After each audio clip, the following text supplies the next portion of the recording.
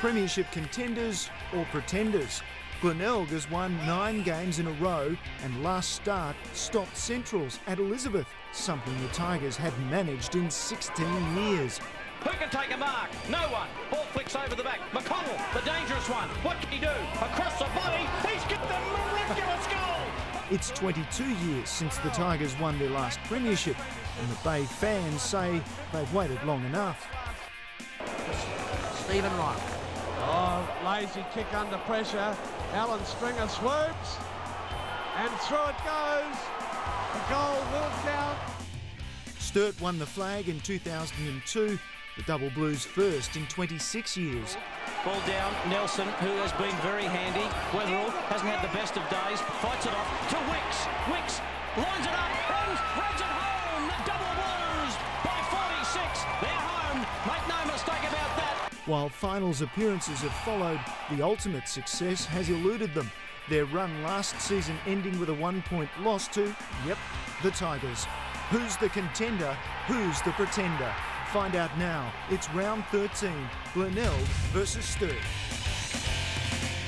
And a big crowd expected at the Bay this afternoon, and there have been 5,500 on average coming to watch Glenelg play this season. They're enjoying a fantastic season from the Bays, and they're expecting maybe as many as 7,000 or 8,000 this afternoon. Nick Chickwidden, that would gladden your heart. Certainly fantastic to get the big crowds back to the Glenelg Oval and every SANFL Oval, but highly anticipated game today between Glenelg and Sturt. Absolutely, it's 1v2, and in last season's elimination final, it was a 1-point game, and it was a fantastic match that, and something that was a real highlight for both clubs, that match. Well, it was. Glenelg have been out of the finals for a long time, and to get back in there certainly was great for the club. Sturt have had a fantastic year, and were probably unlucky not to finish in the top 3, which was costly for them in the end. But both teams have certainly carried on the form into this year and are dominating the league at the moment. Absolutely. Sturt spent 19 of the 23 minor rounds last season in the top 3, but then dipped at the wrong time of the season. On the other hand, with the Bays, they came with a rush after they started poorly. Hasn't been the case this season. No, at the same time, this time last year, Glenelg were sitting outside of the 5, and they really came home with a wet sail leading into the finals and carried it on, and were lucky enough to get away with a 1-point win in this game after a couple of bad mistakes and misses by Sturt guys. Glenelg were probably lucky to get away with it, but then the following game the same happened to them. Brad Chambers kicking 6 goals in this game. Obviously he's continued on that form, a century goal kicker last season. He's well on track this season as well. He is certainly a key player for Sturt. We just saw Rudolph kicking a goal there in this game here. Today, Rudolph will be the man that will take Chambers. But Rudolph did move forward there and kick a couple of goals that game. But back lines today, I would say. 1-point game, that match. In the elimination final, the Bays moved on. They lost the next week, of course, but certainly this season you'd expect both clubs to feature in the top 3. And as we look at the way they've performed this season, we're going to have a look at their scoring power, and you'll notice here for the Bays, the big men in Grimer and Doldig, not necessarily the main goal scorers. In fact, it's Justin McConnell, the little man. You compare the number of marks they take, they are relatively down on marks, number 9 in the competition, and yet they average 109 points a game. Yeah, they're a very efficient team. We see McConnell there, he's so dangerous up forward. The leading players you've got in Grimer and Doldig, as soon as the ball hits the ground, this is where he's very, very dangerous, McConnell, and he'll make something out of nothing. And he's very frustrating for opposition's teams because he doesn't look like a footballer. He looks a bit lazy, but he certainly makes it pay. Well, let's contrast that with the Double Blues, and Chambers and Perry, and by the way, in brackets is the number of games they've played, and they've got 56 goals for Chambers and the other key forward in Perry with 29 goals, and the little smaller players, including Thompson and Crane, just with relatively minor totals.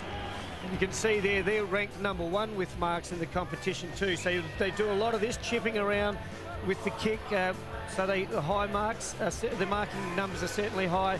Perry, a very strong mark. Chambers, a great leader and marks well.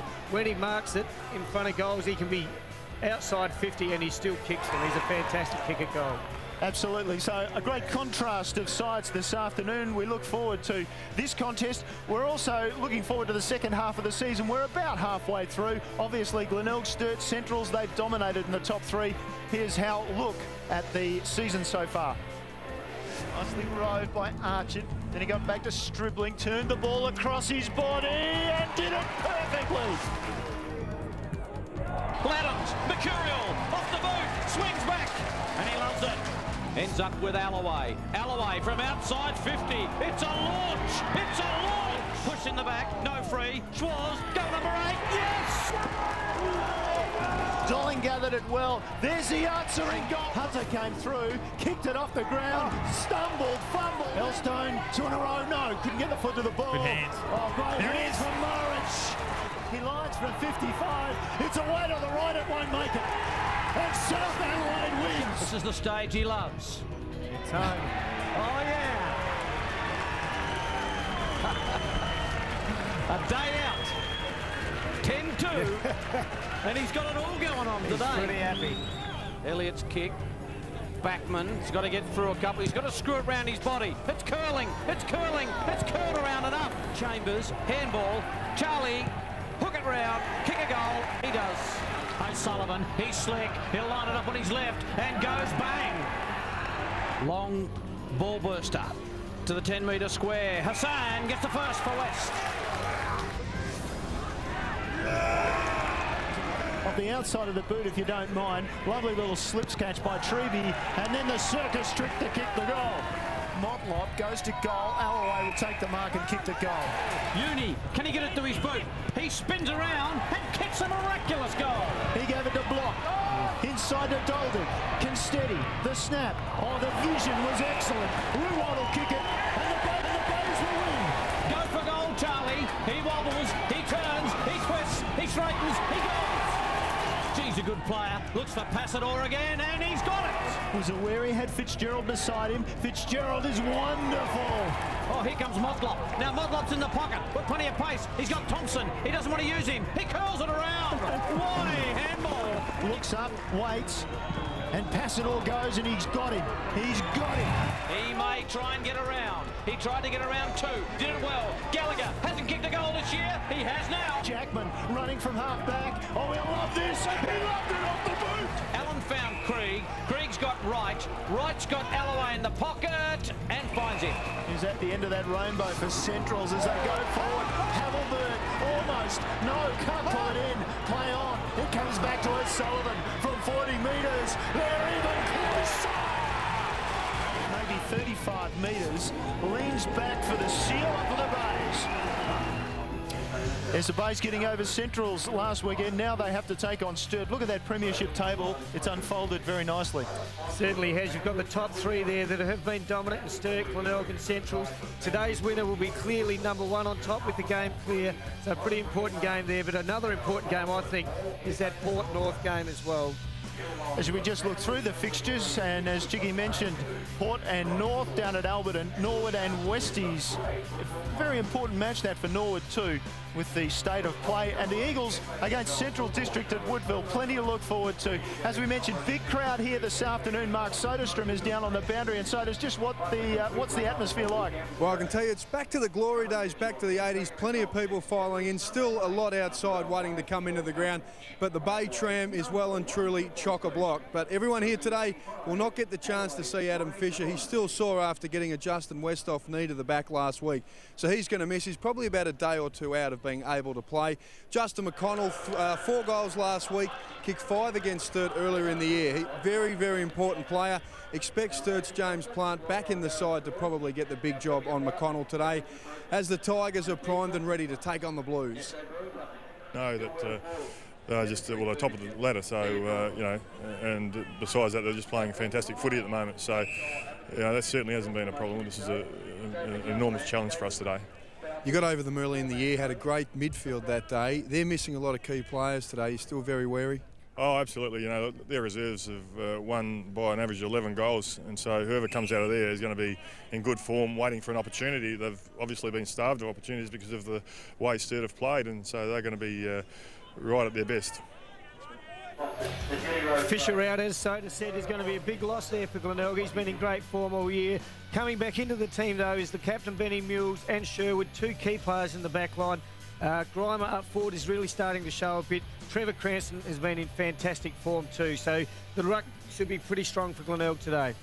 Creates some problems for Sturt, doesn't it, Sodas, especially because lots of changes for the Double Blues, including 2 late ones. Yeah, there were plenty of changes. They made 6 on Thursday night. The 2 late ones, Ben Nelson hasn't come up from that rolled ankle from last week's win over the Eagles. And Seb Painter jagged his hamstring last night at training. So those 2 boys both out. And with DeLuca and Feast missing in the ruck, Angus Kurtz will lead the ruck today and probably will be assisted by Ian Perry and maybe even Michael Code. So Rick McGowan has had his work cut out, priming a side that's missing so many players. Yeah, we see it as a positive. I think there's probably been the last month where we've wanted to trial some young players, and this gives us a great opportunity. Ideally, you probably don't want to make 8 changes, but look, the players that have come in, we're not going to use any excuses about personnel. We believe this side's good enough to beat Glenelg today. Early in the year when you went down to them, their midfield beat you pretty comprehensively. How have you gone about sorting that out? Yeah, we recognise that their strength is their midfield. They've got a good ruckman, good strong on ballers, quick legs on the outside. So, yeah, we've addressed that. I think ruck is crucial, and young Kurtz is a quality ruckman, and we've got some good senior players in the midfield today. So we'd like to think that we can at least break even with them. Rick McGowan, a very, very good coach. I'm sure he'll have some good strategies to cut down that midfield. DeLuca and Feast out is a major loss for them. Kurtz is the man that's got a big job today against Trevor Cranston, who's been in great form. He's got to give his midfield first look out of it and try to cut out Ty Allen and those Glenelg strong midfielders. Chambers and Perry, though, their forward line is an awesome forward line and can certainly break the game open. I think it is still going to be a really, really close game. Sturt are a great team. As Mark Micken said, their twos have been absolutely fantastic all year. So I think we're in for a cracker of a game here. Sheedy to the left for Sturt and Benny Mules to the right, and he's kicking to the right of screen, having won the toss. So a first up win for the Bays this afternoon. And Sodas, in terms of the weather, what does that mean? Well, a pretty wise choice there. The breeze is heading to the right of screen, probably worth around about 2 or 3 goals. It seems reasonably strong at the moment. For the weather, around about 18 degrees, fine and mild, so it should suit the big crowd in here at the moment and also the players. And Glenelg timekeeper Owen Lever, he's been here for more than 20 years. He took a fall this morning, so Owen, if you're at home watching, we hope you recover very quickly. Good to see you back here soon at the Bay with your hand on the horn. Thanks for that, Sodas. Well, the Glenelg side already in position. They're keen for this match, and Sturt just taking their time going out, so we're just about set for the first bounce. Here's Michael Maney. Thanks, Neil, and straight from Horatio Hornblower on the boundary line, Mark Soderstrom. Let's hope he is back. Let's hope this game lives up to all the expectations. The big crowd has rolled in. Umpire Rouston with the football in the hand as they make position. Tristan Gum going to be an important player. Daniel Wicks on Ben Kane. Chiggy, this will be a beauty. Umpires Phil, Carey and Rouston. Wicks and Kane, plenty of pace on the wings there, and that ball through the midfield is going to be pretty important as well. Certainly is. We've talked about the Glenelg midfield and probably how Sturt has been decimated to a certain degree with the out through injury and people going up to the power. But it's just a matter of the young blokes coming in for Sturt having a real dip, which I'm sure they will, and we're ready to go. Lucas Block with the job on Luke Crane. So the 2 Lukes are going to go at it this afternoon. Ball jars free. Wicks can't get it. Allen, who with some brilliant clearances last week was a big factor in their win against Centrals. They go in pretty hard. This will be a tough and tight slog early, you would imagine. And the umpire will come in and ball it up. Nice conditions, bit breezy, but looking forward to a terrific game of football this afternoon. Good crowd in, as I mentioned just a moment ago. Kurtz got first hand on the footy. Whiteman. A couple of Bayes players run into each other. Backwell got a quick kick out. McClay got a horrible bounce. He attacked it. Grimer can't get the handle. Sturt players fighting each other for the football. It comes back out to McClay, to Whiteman. Gum had a problem, but it got it to Wicks. Wicks will switch into the centre looking for Kurtz, but the kick was cut off by Backwell. Backwell's short kick. Oh, Kane dropped what he should have taken. Farmer was there. Good work by Crane. Crane got it to Whiteman. Whiteman will look for Perry, the leading mark taker in the competition. He's in front of Mules, and he takes it. A man running forward was Kurtz, but Perry held on to it. Wants to go to McGlone. McGlone's outside 50, a long way. Short kick. Taken by Martin. Martin gets his kick, looking for Herring. It's knocked away from him. Perry with the collect. Block's got him.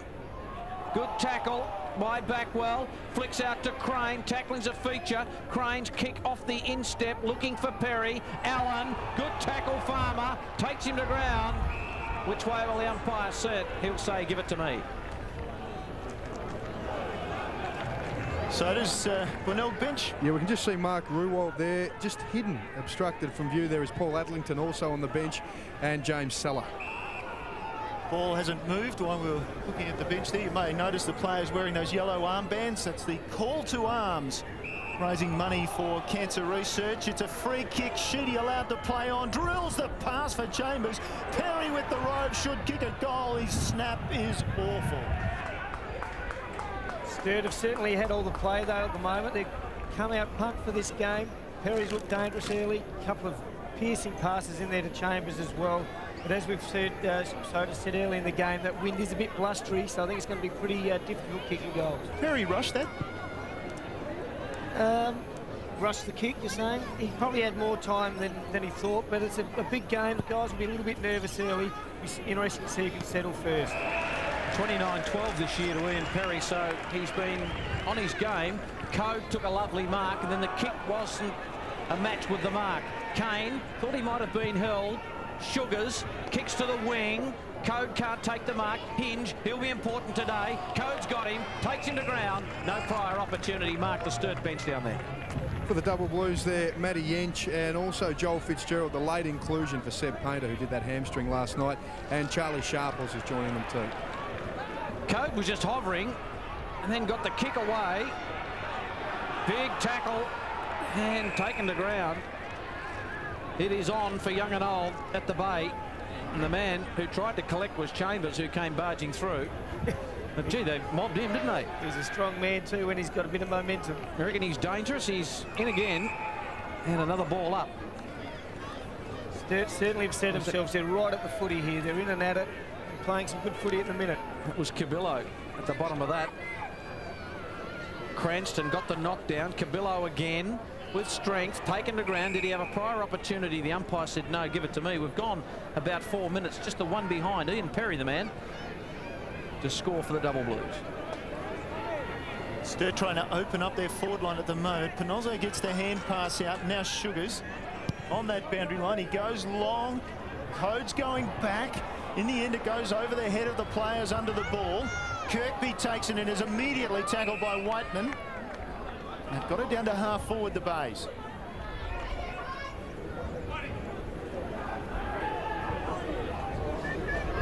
Cranston, and it was rocked by McGlone. Umpire said no opportunity prior to getting the ball. Cheeky, just noticing too, Sturt, we know DeLuca is out, Feast is out, Kurtz is doing the ruck work, and they're almost using Michael Code as a kick behind play as an extra ruckman at the moment. Well, they're certainly going to need to do something like that. Kurtz is going to need some support today. Young fella coming up, not as experienced as Cranston. Cranston's not your traditional type ruckman either, though. He plays a lot more like a ruck rover type, very dangerous on the second efforts when it hits the deck on that. Block and Kane, and they overran it, and Bode was there, and now Gum comes through and shows a clean pair of hands, and Farmer's in space.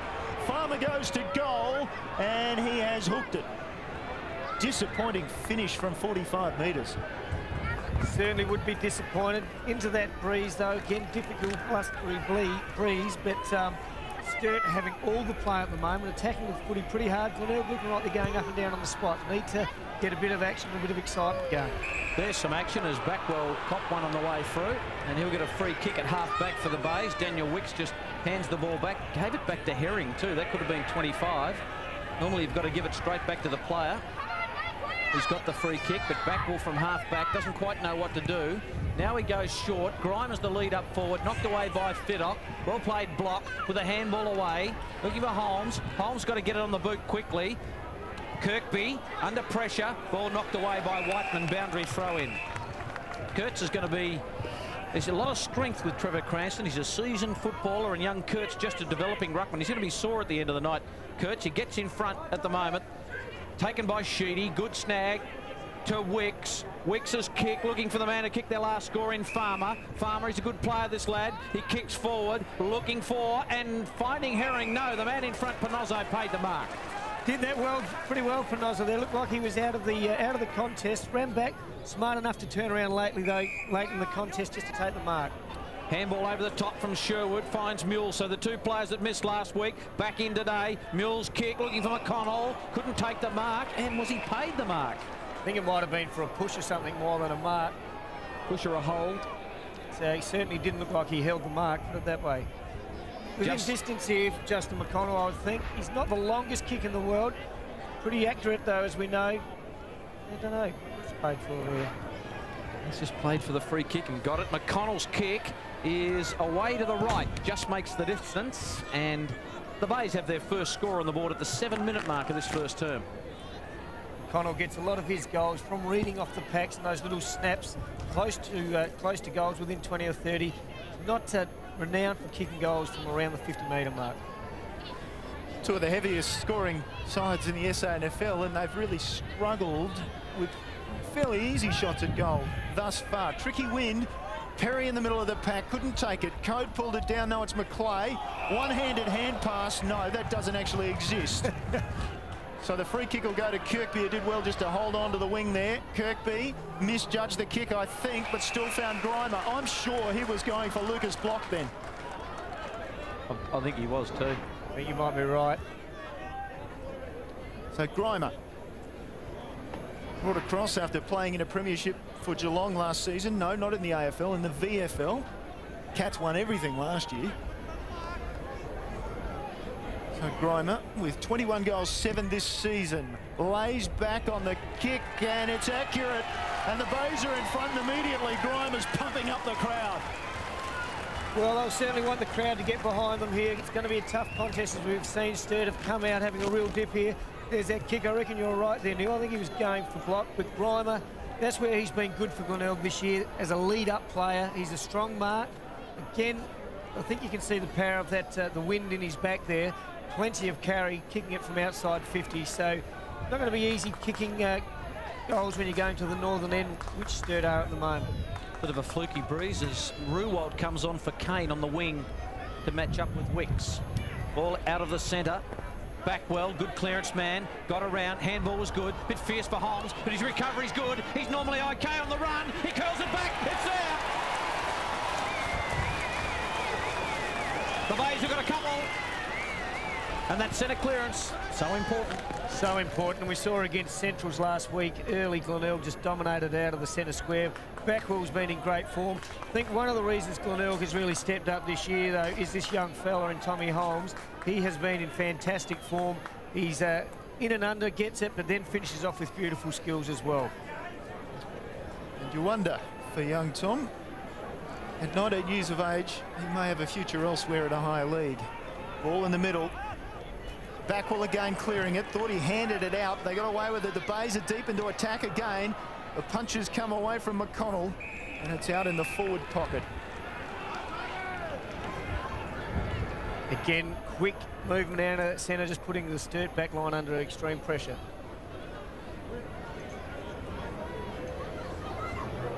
So McClay goes with Doldig, who taps it over the back, and running down, well done, running down Cubillo was Bode. He was desperate. Cubillo was perhaps a little slow to make his decision, and as you see there, he just lost control of the ball. Free kick 25 metres out for Matthew Bode. Matty Bode, when we saw him playing with Adelaide, that was his stamp mark, wasn't it? You know, that pressure he puts on the back line to hold it in the forward line of Glenelg in this case, and the Crows back then. Pretty accurate goal kicker as well, Matty Bode. So 25 out. Bit of a tricky win, but you'd like to think a player of his quality will go back and kick this. Kicked the sealer for the Bays against Centrals last weekend from about this distance.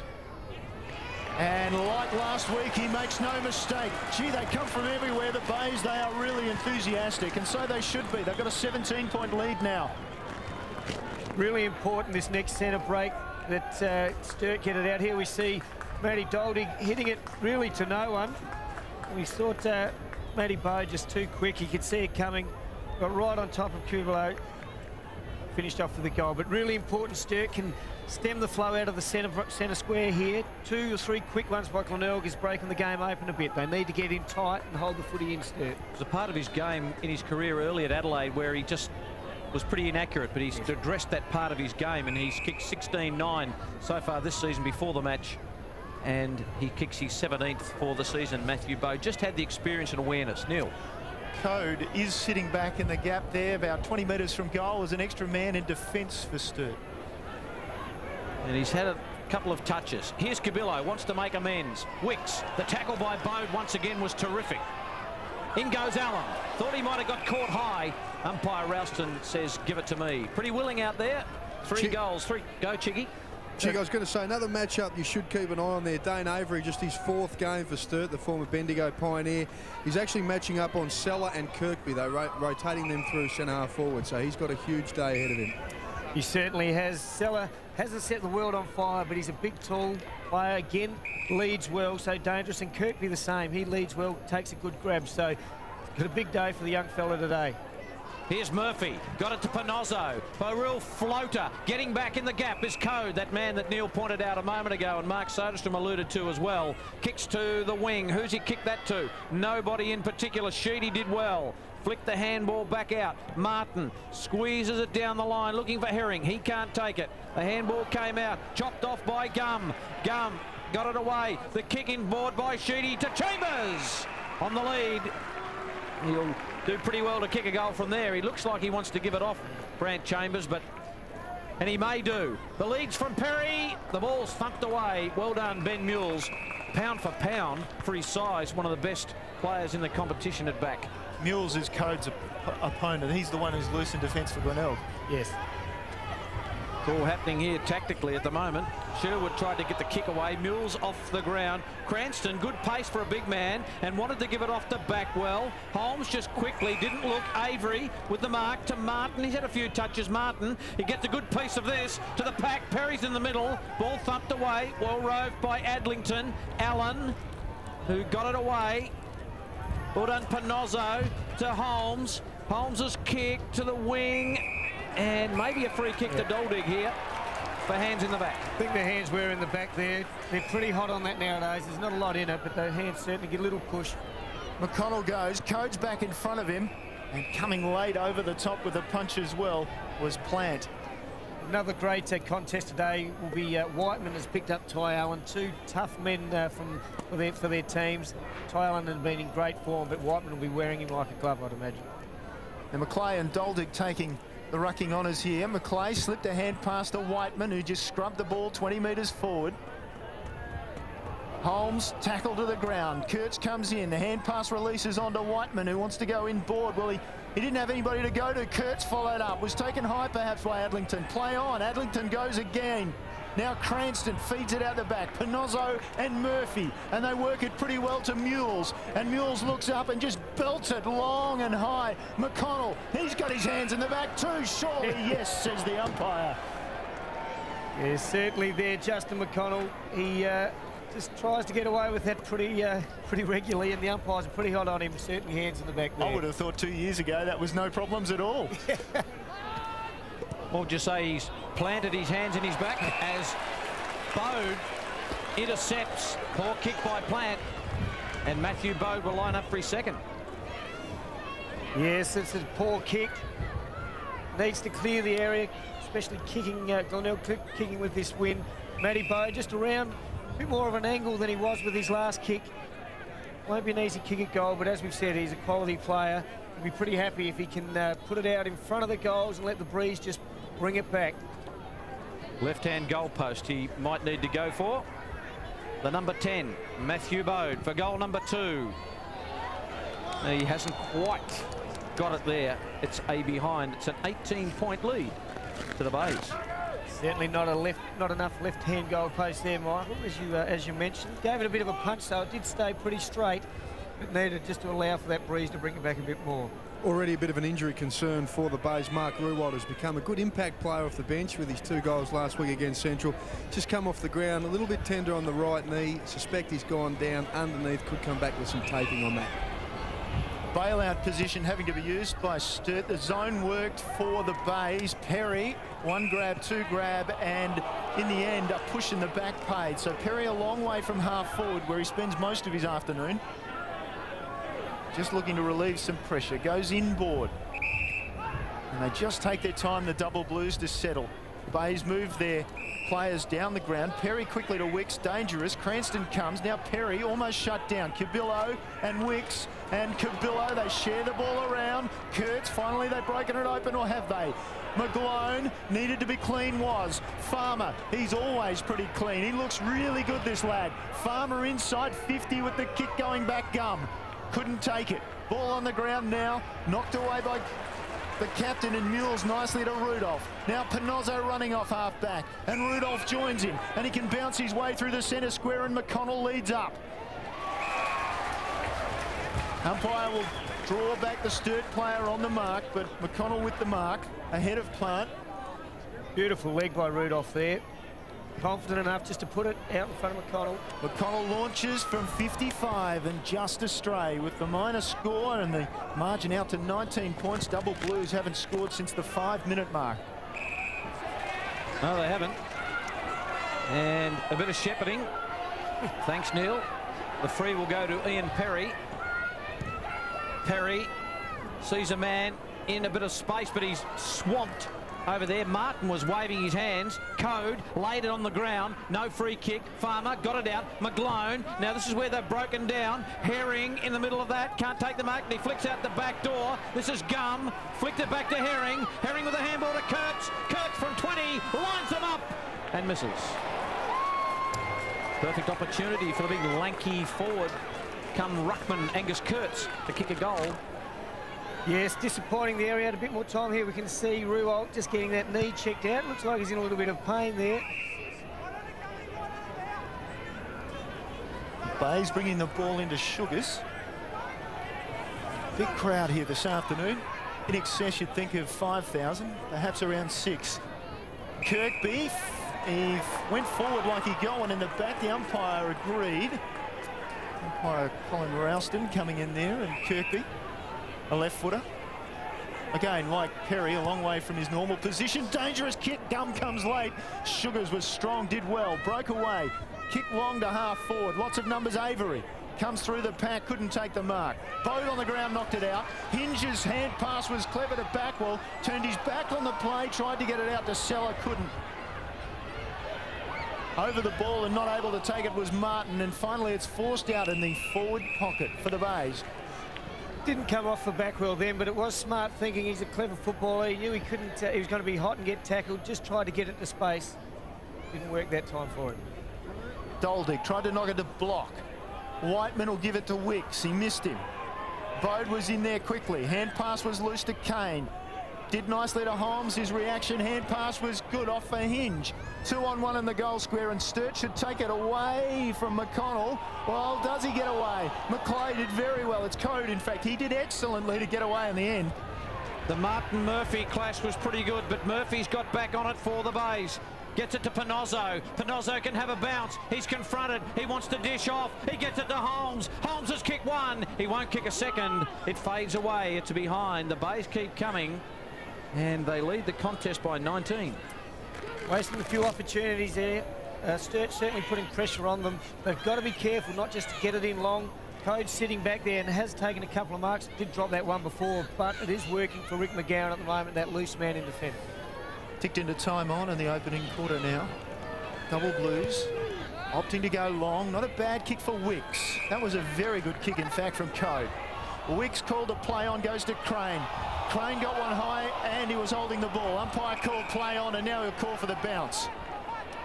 I think you called that right, Neil. It was a bit of both. Holding the footy end high. Lucas Block giving up the ball. And you'll notice already the Bays able to shut down the run of Sturt. That'll be crucial for their hopes this afternoon, the Bays.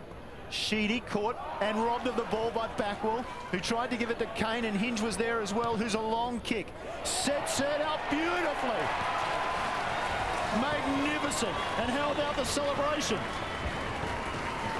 Yeah, Glenelg has certainly pumped themselves up here. Don't know about pumping the fist of the crowd this early in the game, but Hinge did that beautifully. Backwell's been brilliant in and under the pack today. Hinge, we see, puts it out in front of goals, and that strong breeze just pushing it back in. I'm certainly giving him the benefit of the doubt. I think it was a smart kick. and did that beautifully. Couldn't do it any better, and we see him celebrating there. Johnny Hinge is having a good year for Glenelg as well. 4th time he's celebrated this year, and he's also kicked 10 behind, so he hasn't been the sharpshooter. Sheedy out of the congestion. No one can take the mark.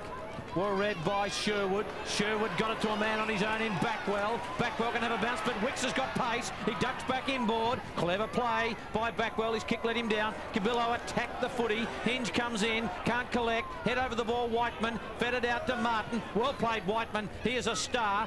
Into the middle of the ground and finds Farmer. Farmer to Sheedy. Wicks was on his own momentarily, but he goes and avoids him and goes to the outer side to find Herring. Herring. Quick kick, spots up Gum, and Gum takes the mark in front of Panozzo. You just get the feeling Sturt need a steadier. They need one right now. Perry and Chambers, flat-footed in the goal square.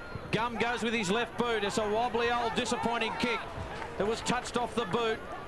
Sherwood took it, and now Sugars gets the long kick out. On a searching lead is Kirkby. That's a horrible bounce, but it's all right for Whiteman. Whiteman over the top to Crane. This could be their first. Crane lines them up and kicks a beauty. The Blues have got their first, and it's taken them 22.5 minutes to get it. But in the end, it worked out okay. Crane found some space, Chiggy. Found some space. A great hand pass by Whiteman. A very ordinary bounce there. Got to be a bit stiff. Glenelg guys attacking the footy there, and Kirkby. Crane, though, he's a sharp shooter. He's been working hard too today. No doubt about that. Finished off. Beautiful searching hand pass there by Whiteman. Saw Crane. Great vision. Good player. Finished off. Now for this bounce, Sturt have a couple of players loose inside their defensive 50, and they've taken the ball away from the middle. Mules comes across the front for Glenelg. He couldn't take it. On the ground, Herring gathered it well, was immediately pounced upon. Umpire will call for a ball up. Ball just popped back fortuitously for Sturt. Dangerous handballs. They've turned it over. Bode runs away. On centre wing, he looks up. Leading back was Grimer. That's who he went for. He didn't get there. Avery dives. That's a half volley. Now McGlone looking to create some run. McGlone goes wide. Martin in a bit of space. If he can gather this, he's probably got 10 or 15 metres to make up his mind. If he can gather it, and Holmes comes at him, he's lucky to get around one. Dangerous hand pass. In fact, it was awful. McClay gets out of the tackle, and then a hand pass over the top again from Martin. Didn't help his side, and in the end, the ball, luckily for the double Blues, goes over the boundary line on the far side of the ground. That's where Glenelg have been good all year. Just that continual pressure on the player with the footy. Even when they think they've got time, they keep working at it. Speaking of work, Adlington on his left to a pack. Grimer at the back, the loose man in code. Avery's had some touches, thought about giving it to Plant, but he was covered. Needed to go back with a handball, put McClay under the hammer. Duldig took him to the line, and the ball goes to the line. The umpire says throw it back in. James McClay has been under siege in that back line. 24.5 gone. And it's a 19-point lead to the Bays. The crowd in, watching.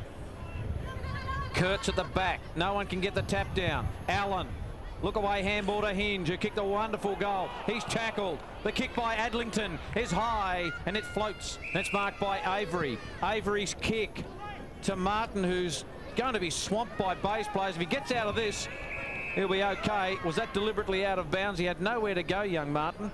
The umpire says we'll throw it back in. He's had a few touches, that young man, hasn't he? He's done well. He did that pretty well too, because he, as you mentioned, there were 3 Glenelg players to Martin on his own, and he just needed to find a boundary line without making it look too obvious. Holmes did well in the pack. Hand pass was loose. That was in the back, and Kirkby will take a free kick. I think that the Glenelg small players, particularly Bode and Backwell, have been really dangerous so far in the game, and have been winning around those contested contests. Hinge and Grimer both go. It's the ladder they go to. Carries too far. McConnell's in the pack. Bode pushed his man to the ground. Umpire didn't see it. Clever from Matthew Bode. Sturt get away with the ball though. Here's Sheedy. Drops it in short for Martin. Wants the run. Sheedy follows up. Oh, dangerous again. Double Blues under pressure. And this will be holding the ball. Will it? No, says the umpire. Again, they're just trying to get that overlap run, Chiggy, but they just can't create it. No, it is that pressure that Glenelg have been there. They've just better off getting it quick and forward at the moment, Sturt. They've got the dangerous forward players up there if they can get it into their forward line quickly. Bode ducked their head. The umpire said, I'll have it again. Another ball up. What are we ticked into? 26 minutes of the first term. Not that many goals scored. Kurt's got about 4 taps on that, and then Cabillo kicked it high, looking for Perry. Sherwood did pretty well. Panozzo copped one high. No free kick. Crane's got him. The umpire said it was held in. And another ball up. Yes, I think it's going to be a bit one of those games. A lot of contests. We see a couple of young Tiger people there, wasn't it, Neil? I thought it was a double blue and a Tiger, actually. Unbelievably good friends. Oh, it's only early yet, Neil. And it is quarter time. There's Justin McConnell. A couple of behinds in the first term for him. Charlie Sharples spent a little bit of time on the pine in that first term. James Seller in the background there needs to lift and give them something. But at quarter time, Glenelg 4-4-28. Sturt 1-3-9. Well, it's certainly a pretty good first quarter there, I think.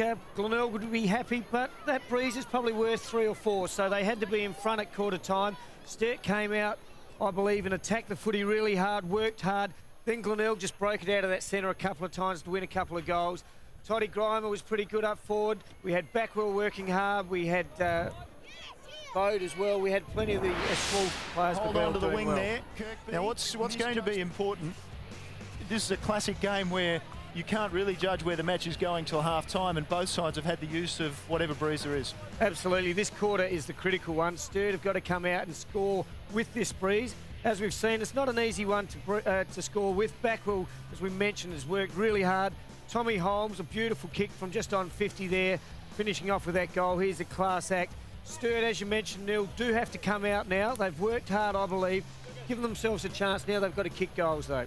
Looking at that board, 4-4 plays 1-3. So is that about right? A 3-goal, maybe a 4-goal breeze? Because we've seen evidence it does carry.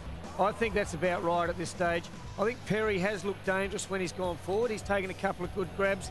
And Chambers, as we know, if he can get any room and they find him out of the middle, that's where they've got to win it. Start winning some out of the centre, and their midfielders actually coming through and delivering cleanly rather than being under so much pressure, as we see Crane there getting Sturt's only goal for the quarter.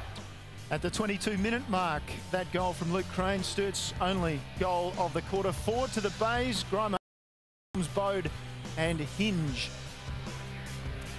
As we can see the stats there, it's been a pretty even game, apart from the goal kicking. Inside 50s, Glenelg 15, Sturt 12, so they are getting it in there. Centre breaks, Glenelg dominated there for a while. Late in the quarter, Sturt got a couple to get it back to within 3-2. So, as you can see, Sturt, we mentioned before the game, ranked number 1 for marks. That's continuing here, 14 marks to Glenelg, ranked number 9, only with 9. So, panning out pretty much as we would have expected, Neil. It's been very interesting to see the approach of the Double Blues in the second term. As we've talked about, they're not tending to go long as a side. They tend to chip it in short and look for your Chambers and Perry. They certainly do, and Glenelg have put the pressure on them now. We've seen them overdo the hand pass a couple of times, I think. If they can get clear, get it in quick. Perry has looked dangerous at centre half forward, and I think can be a handful. Then if they break through there and run with the football, Chambers has led hard and is always dangerous. And the other thing that's going to be important this afternoon, the ruck contests, and young Kurt's going up against the experience of Cranston, who has been the state ruckman this season, obviously riding high on confidence. He certainly has. He actually didn't make the state team, Cranston. He was a bit stiff not to make it. He was in the squad. But I saw Sturt early in that quarter reading off his hand a bit too. So they know Cranston will probably get his hand onto a lot of it. They'll position themselves, their midfielders, to try to make sure they can benefit that. They're the clever ones, though, aren't they, Sturt? The on-ballers like Sheedy and Crane and Whiteman, they're the experienced ones who can do those sorts of things. And whilst they've lost a lot of players for this match this afternoon, one of our editors, by the way, from work there, Bobby Lawrence, having a kick. Working hard. A big Bays fan, and there are a lot of Bays fans, as you can see here this afternoon. But certainly those players important to Sturt. Whilst they've lost a lot of players out of this side, they've still got a lot of experienced and very classy midfielders. Sorry, Neil, they certainly have, and I think McGlone across the half-back line there, coming out of there, has been really important for them. Farmer, class act, has been good, and Code playing that role loose behind has been fantastic for them as well. Okay, if they get free possession, if you can't impact... Just a couple of in the backs that have happened this afternoon with the two hands there, and then we see a classic where maybe 2 seasons ago Justin McConnell would have got away with that one. And then Cranston again coming over the back of Perry. But certainly lots of action this afternoon. Big crowd, big match in store. It's been a fantastic contest through the opening quarter. Certainly has, as we see the crowd on the oval there before. It is great to have people back to SANFL football. Sturt, traditional club, been fantastic all year. Glenelg coming back into the fore, so everyone's enjoying it so far. We just hope this second quarter lives up to the first, and we're in for a great game of footy. Big season of SANFL footy. Next week we're going down to Alberton to watch Port play the Eagles, and then Central's taking on Westies. That could be anything. Westies haven't been good this season. They've failed to cope with the new coach, I think, somehow, and they haven't quite gelled. South against Norwood, Port against North Adelaide, and then according to that, North Adelaide's playing on the Sunday as well. We might check that a little later as we go down to Sodas. What's been happening in the Bays camp, Sodas? Well, Mark Micken, pretty happy with the way things have gone. The midfield pressure he thought was pretty good. Also, the defence held up well with Perry and Chambers, reasonably quiet in that term. The areas where he said they need to improve is just their composure with the ball when they are in possession, and just entering and bringing the ball into the forward line. He said, just relax, don't hurry yourself so much. Ty Allen was terrific last week against Central District. Sturt have no doubt identified that he is a key in and under player for them at their stoppages where Glenelg are strong. So Mark Micken wants his midfielders just to look out and help Ty Allen a little bit. So keep an eye out for that in this term. A bit more support for the number 14 jumper there at Glenelg. Thanks for that, Sodas. Look, I might just ask you, Sodas, as you're going off the ground, with there's so many people out there, tell me, is it going to take you 10 minutes to get off the ground? Look, it's fantastic. There is a huge crowd here and plenty of atmosphere just around the huddles too. So great to see people coming back out watching the Bays on fire. Also, the Sturt bandwagon gets pretty big, as well as the Bay tram. And that breeze too, we talked about, was strong. Around about 3 goals is about the right estimate, I think. So the game evenly poised at this stage. Thanks for that, Sodas. You can get off the ground now. The players just going back to position, the umpires getting set for the start. As we can see this, it is a really big crowd. It's great to see people supporting the players. It certainly is, and they were talking a crowd of possibly 10,000. I think that will be hard to push today, but I think looking at it, comparing it with the crowd that was down here for Port Adelaide on the holiday Monday, that was about 8. I think it's pretty similar to that. I think you're certainly pushing 8, possibly a little bit more. Chiggy on the board, of course, of the Glenelg Football Club. The coffers are getting very full, and the bandwagons, as Soda's mentioned, for both clubs, very full. There's a lot of expectation around this match. Here's the second quarter with Michael Maney. 19-point lead to Glenelg, but Sturt will kick with a breeze, kicking to right of screen. Free kick coming back. It'll go to Kurtz. Thought about giving advantage, but Panozzo was the man who got it, but it's going to come back to Cabillo. Cabillo right from the centre of the Bay Oval. Kicks out looking for Perry. Thumped away by Sherwood. Opportunity here for McGlone. McGlone got in space. Now he has a shot for goal. Did he go for the man in Code? Code might kick a goal! Off the ground with the left boots. And the Double Blues get the first of the second quarter, and Michael Code has drifted into that forward line. Yes, obviously Sturt going with the breeze here. McGlone, as we see, he was good first quarter too. He's got beautiful skills. Really good leg there. Put it to Code's advantage. We see him now. Obviously, they're not going to play the loose man in Code behind now. He'll go up forward, and it's worked for him straight away, kicking that goal. Well, tactics. Both sides having a loose man in defence in the opening quarter caused by Sturt. Now things are rather different. Backwell's loose hand pass. Whiteman meets it. Cranston on the ground, looked like he threw it, umpire agreed. Now it's play on advantage. Crane goes looking for Sharples. Hasn't touched the ball, I don't think, this afternoon. We'll get that from Moggy in a moment. Now he's touched it. Now he's got possession. And now he's thrown the ball, and it's back the other way through Backwell to Bode. They've got some loose men, the Bays, or that was an ill-advised hand pass. And the Double Blues again at half-back will mop it up, and we'll get a bounce, and Moggy will go back to Charlie Sharples. Has he touched the ball at all? Only when you said there, Neil. That's the only time. Obviously that situation, Backwell running through, wanting the quick little hand pass. Not a good call though, too hot.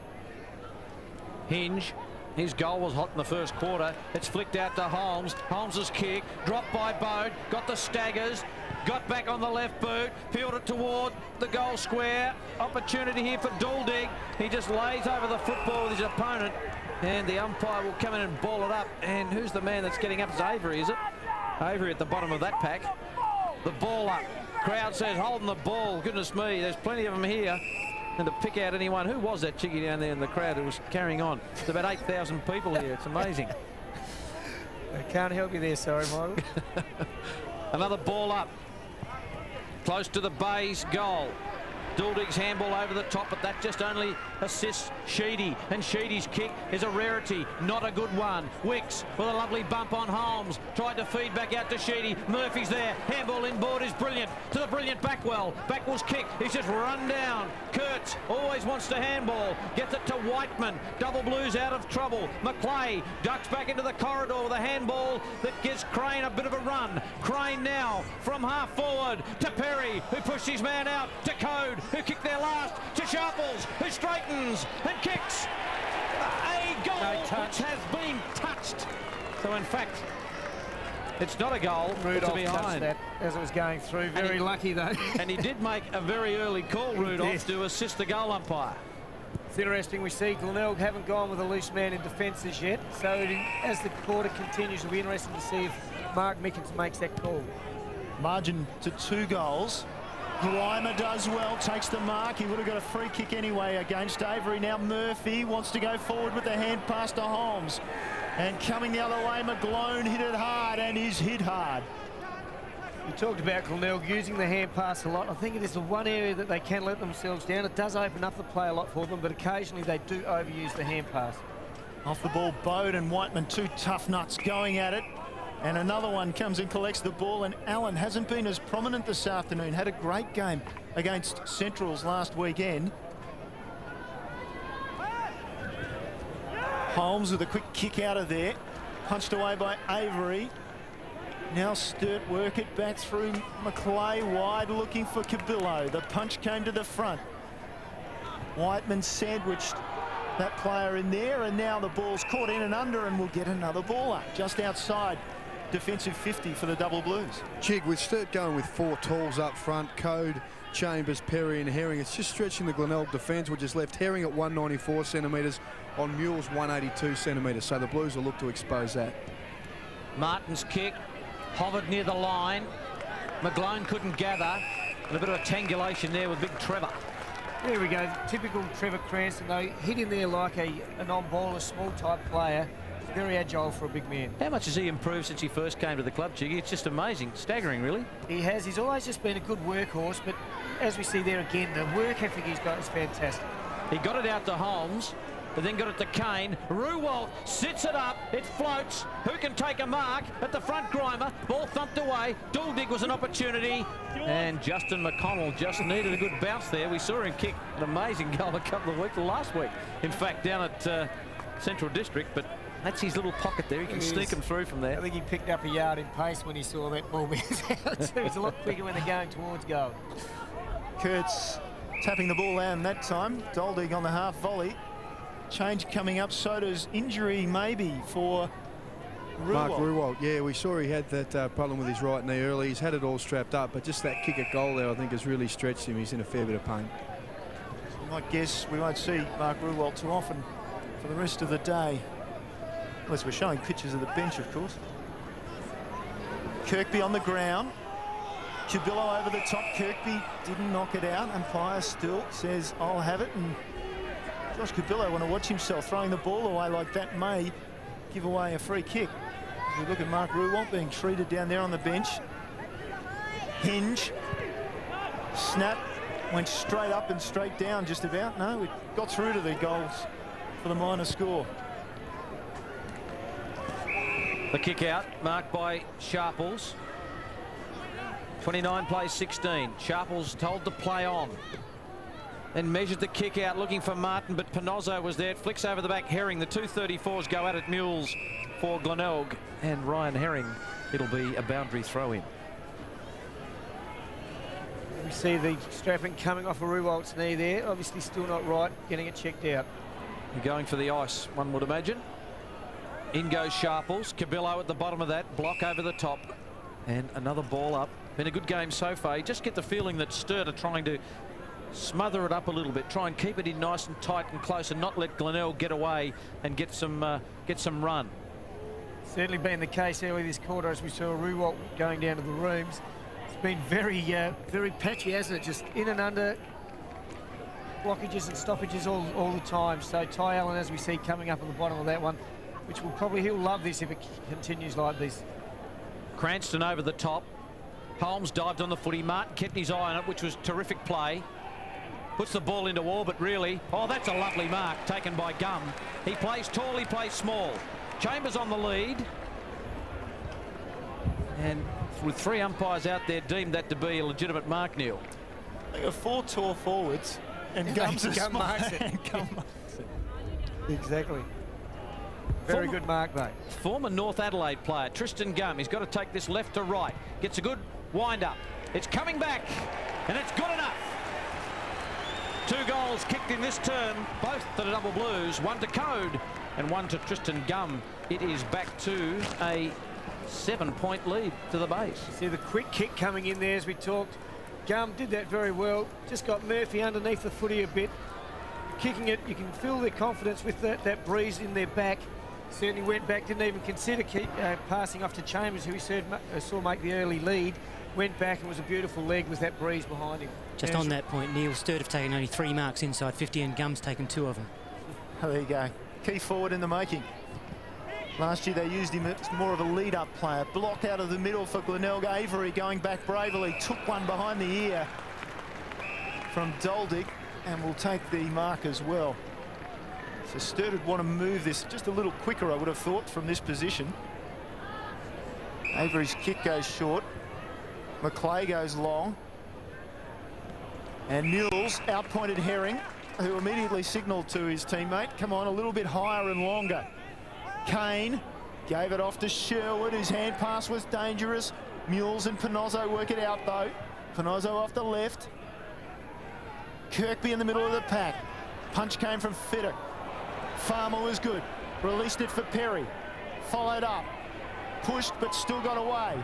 Farmer goes long. That was only a chip shot. Chambers just read it best, and I'm sure that Farmer pulled that kick not necessarily for Chambers, but he just didn't get it right, and Chambers read it quickly. Yeah, he's a class act. Rudolph right with him, but Chambers explosive with those first 3 or 4 steps, strong enough to hold off Rudolph as well. That's where he wants it, and he looks good when he leads, takes it in front. You'd imagine he'll go back and slot this one. In round 5, he had 10 kicks for 6 goals against the Bays. This one, well within kicking distance, and no mistake from the big man. Double Blues right in this. 1 point the margin, and we've only gone 10 minutes with the breeze for the Double Blues in the second quarter. We did see that running through the centre there.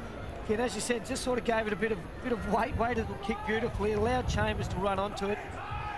It's a nightmare for Sammy Rudolph. He won't want to see that too much with Chambers' room in front of him to lead like that.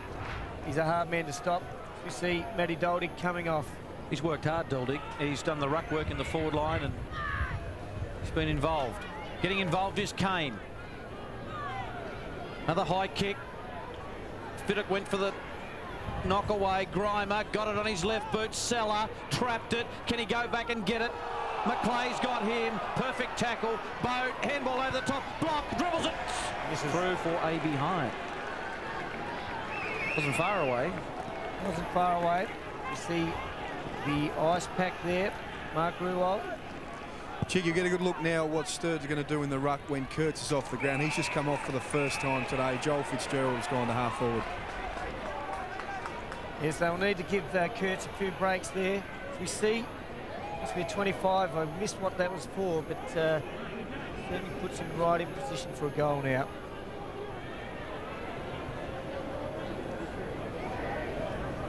Kirkby even into the breeze. This distance shouldn't worry him, and no problems. A goal to the Bays. They stretch the margin. Certainly needed that one, Glenelg. Rory Kirkby. Here we go. We'll see what happens here. Kirkby takes the grab there. and Andrew Whiteman. You know, not a lot in that really, but it is certainly 25 on how the umpires adjudicate the game nowadays, Mike. When you were playing Chiggy, what was that? That was 25. Well done. Well done. Give us another one. Oh, dear. Back out to 8 points. Cranston to the ruck. Knocks it down. Ball out of there by Sheedy. High bounce. Fitzgerald tried to knock it over the top, but Mules was good. In comes Code on his left. Step for goal. Oh, the reply was swift.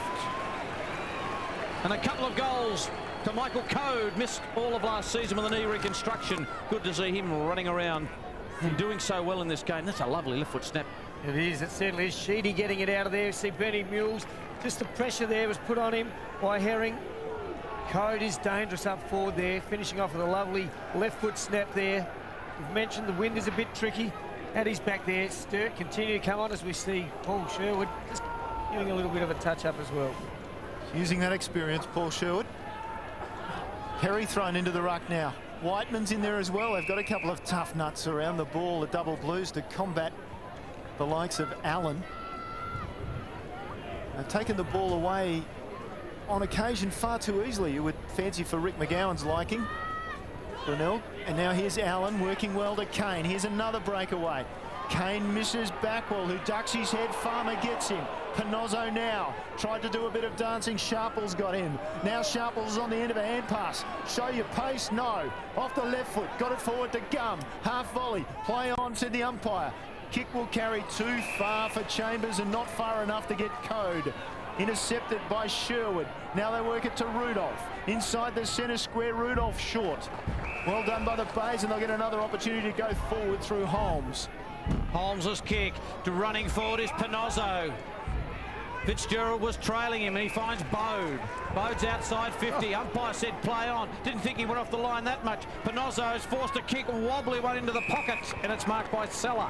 Inches inside the line. James Seller wants to give it off. He's got the darting eyes, and that's what happens. Trying to do the team thing, James Seller.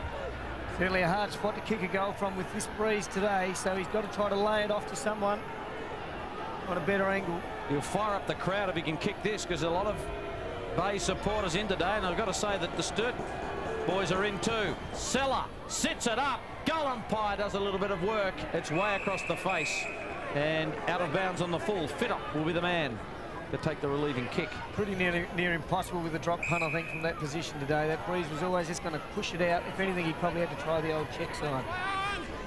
Fiddick dropped it in short for McGlone, who went long for Farmer, who got the awkward bounce, and Seller capitalised.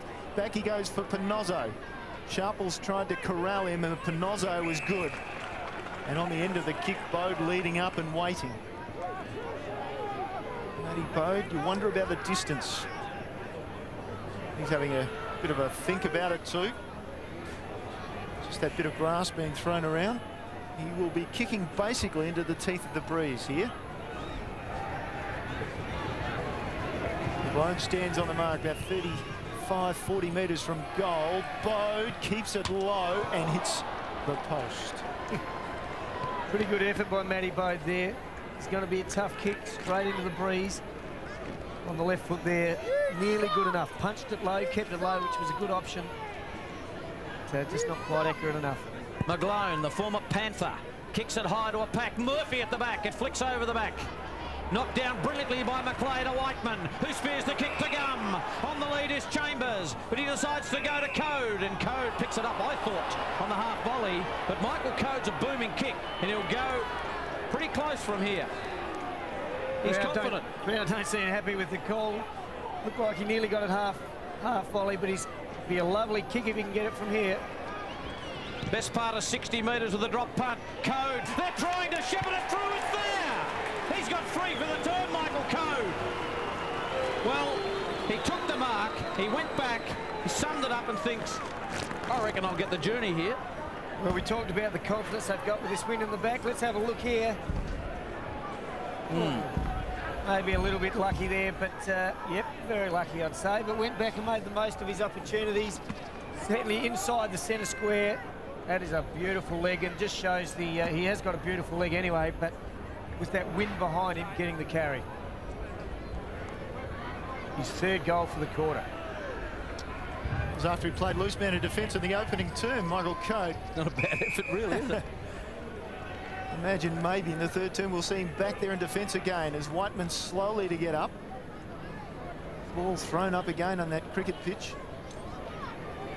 No doubt it's dried out this week. Whiteman with the toe poke forward to Coate, who met it and was met. Just inside the centre square now.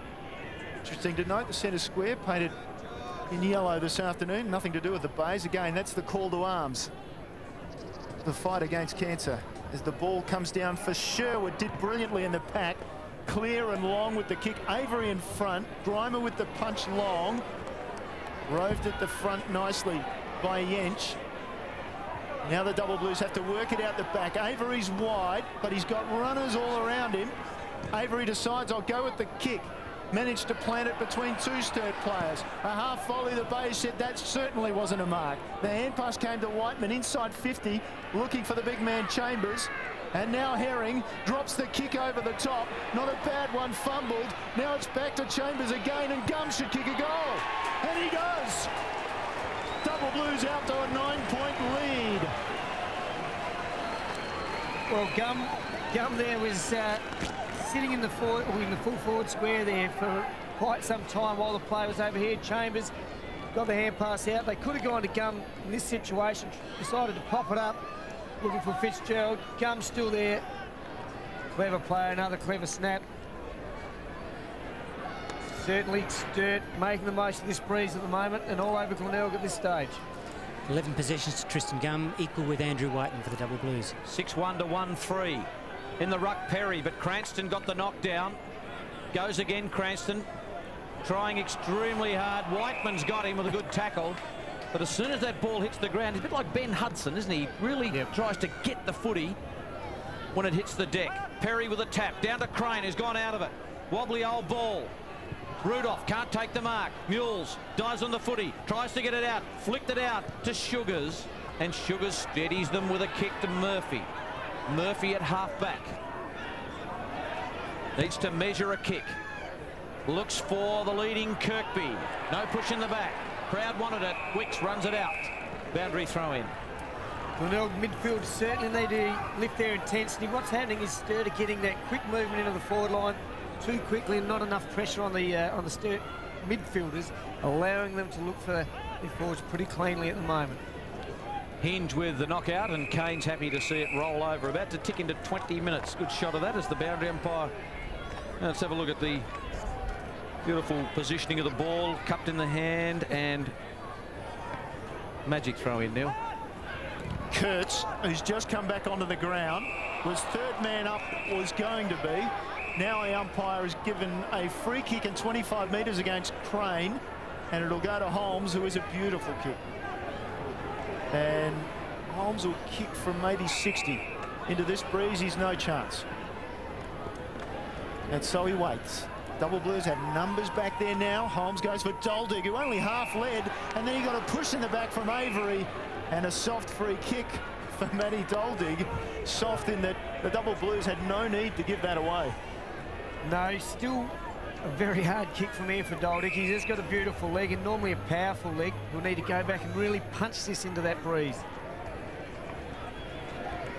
Fair enough to say Matty Doldig struggled to get into the game this afternoon. That one slightly off the outside of his foot. Fiddle tried to punch it through, and sitting there was Kirkby. As we mentioned, it was going to be hard for Doldig to get the distance. It's Kirkby second for the quarter. He's certainly been dangerous up there. Didn't really punch it as much as I think he should have there. Sat it up high, so that wind really going to stop it. Sturt guys punching from behind. Kirkby, one of those lucky ones that just falls in your hands right on the goal line and you can't miss. But Rory Kirkby second for the quarter, getting Glenelg back into the game. Handy player, formerly on Hawthorn's list. And he's been terrific for the Bays. Crane around the body. Well played, Murphy. Gutsy mark. Gets it to his skipper in Mules, who's missed for a while with the shoulder. Finds Backwell, who always finds space. Backwell peels the kick off, looking for Hinge. Hinge has given it away. It'll be a free kick for a push and then a 25-metre penalty. There's a player down. Might have hurt his shoulder there or something, I think, or did he head hit the ground? Yeah, who was it? Fiddick. Fiddick, I think, yes. Yeah. I don't think... yeah, they hurt. It does hurt. Whoop. Very awkward, landing on the point of the shoulder. Yench takes the kick. Sherwood, the state defender, couldn't take the mark. Funneled out, looking for Code. He's got all sorts of problems. And Cranston says, it's my ball, and takes it off him. Like in the playground, you give that back to me. He was probably lucky that Trevor Cranston did take it off him and stopped the umpire looking at holding the ball. That's the work rate of Trevor Cranston again. Good leap too. Cranston again, delays the handball. Kane had a problem, got it to Hinge, then Kane got it back, needs to use his pace. The kick, Doldig takes it for the Bays. Backwall was cruising past. Doldig just pops it into a bit of space. Farmer knocked it away from his opponent and did well to gather. Now Kurtz falling to ground to Fiddick. Fiddick gets tumbled into the ground again. Hand pass was loose that time from Jench. And the ball over the boundary line. Bays have upped the tempo again. They just had a rest, I think, early in the quarter. We mentioned they had to get that intensity around the footy more. Sturt were beating him at that early in this quarter. Interesting to see if they can maintain it. Fiddick trapped again. Cubillo took it off him. Got the kick away into a bit of space, but the Tigers had numbers, including Murphy, who met it nicely. Under pressure from Perry. It does stay in, but eventually Fiddick with the punch away from Kirkby out of bounds. Draws the applause of the crowd. Tight game, close to half-time. Doldig did very well. Kane forward of the play, should kick a goal, and he does. Lovely finish from Ben Kane, but go back and thank Matty Doldig, who raked in the ball, and then the presence of mind to deliver the perfect hand pass. Yeah, Matty Doldig did well. Fumbled a little bit, but worked hard on the deck. Lucky enough to see Kane, poor Benny Kane, finish off with a lovely leg. Pretty important next 5 minutes or late in this quarter to see what happens. Sturt have really dominated it. Glenelg come back and get a couple of late goals here now. It's right back in anyone's game at the moment. Sturt have been good out of the centre this quarter, though. We'll see what happens here. Bays back in front by 3, and he kept it nice and low too, Kane. Kurtz, beautiful down to Cubillo. Looking for Code. Well done, Sugars. Knocked it away. Crane was there. Holmes got there first. On hands and knees. Code's got him. I thought he threw it out. Cubillo needs to use Sheedy. Sheedy off a step. Saw Gum. Gum's at half forward. Had a man in Fitzgerald just momentarily. Umpire said he's got to play on. And he kicks with his left boot and sits it up in the middle. Chambers flies. Rudolph claimed the mark. Umpire was having none of it. He's taken to ground. Handball out. Crane around the body. Floats away from behind. 2 points the difference in favour of Glenelg. They look dangerous there, the Double Blues. Certainly did. In high and long to Chambers. Saw Seller coming into that pack as well. It looked like he could have launched himself at it, but he didn't. Sammy Rudolph thought he took the mark. But obviously off a few pair of hands there. Luke Panozza looking for a searching kick out from fullback now. Panozzo brings it out to this grandstand side. Hinge with the big leap. Seller with the crumb. Couldn't take it, nor could Hinge, nor could Seller. Just keep running over the top of the ball, boys. It's fun to watch, but not really clean football. Looks like it's got grease on it. See James Seller doing some ruck work now. Been using him a bit in ruck. Be interesting to see how he goes. Perry doing the job for the Double Blues. Crane kept it in front of him. Block harassed him. Kane eventually, no, Crane could not take the ball just as it rolled over the line. I think he had it spent before he actually picked it up. 2 points to the margin in favour of the home side. Ticking on towards 27 minutes in the second term. Perry knocks it forward. Cubillo charged through. Big hip and shoulder coming from Murphy. Got rid of Fitzgerald. Now the hand pass forward was dangerous, and Fitzgerald will get a possession, or will he? No, he won't. And he was dumped by Panozzo as well. Got to be a little bit careful there, Lukey Panozzo, because sometimes the umpires can just blow the whistle and throw a free kick in there. They can. They get a bit carried away sometimes. Over the top, Seller. Nicely down the backwood, but he couldn't get it. Seller read it well again. Kane, handball chopped off. Backwood just ducked his head. Perry did the right thing. Martin, been impressed with his game. Wobbly ball, looking for Gum. Somehow trying to get it to Crane. In goes Panozzo. Dragged it in. Which way will the umpire see it? He says, give it to me. Again, as you mentioned there in the call, Mike, you've got to be careful dragging it in there. I think Panozzo was lucky enough that the Sturt players were hanging on to him as well, but umpires can't call holding the footy there. Good leap by Seller. Murphy, been impressed with him so far. He's got Hinge, has to use him. Hinge needs to be good. Here he is. Got the kick away. It was high, though. Set it up over the back. Wicks couldn't hold on. Bode with him. No free kick. Pressure. Cabillo got his arms free. Wicks got a call from Sheedy, and Sheedy got gang tackled. But Code, he might just be able to kick it from here. Well, he was loading up really. anyway. He thought he was going to kick it from there too, and after his last goal, you would certainly think he's a chance, but certainly didn't come off the boot as sweety as he would like. But what I was meaning to say, Chiggy, was he will kick it from where he was. Just actually kick the ball. He's launched it. You want to notice the ball coming back from the crowd very slowly this afternoon. Perry with the punch down. Gum tried to lose his man, working in a confined space, did well and sent it brilliantly. A lovely mark taken by Inch, and you'd think he might be able to carry the distance, judging on pass kicks. A very good, strong mark. Sherwood right on him. Kicking it in there. There were 3 or 4 Sturt guys just sitting in a huddle there. Yench took a strong mark. Again, you would imagine he'd be pretty confident making the distance.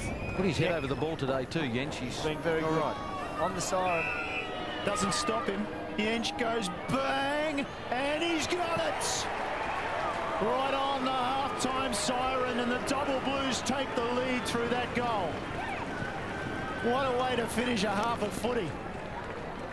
The Double Blues lead it at half-time here at the Bay. A fantastic second quarter.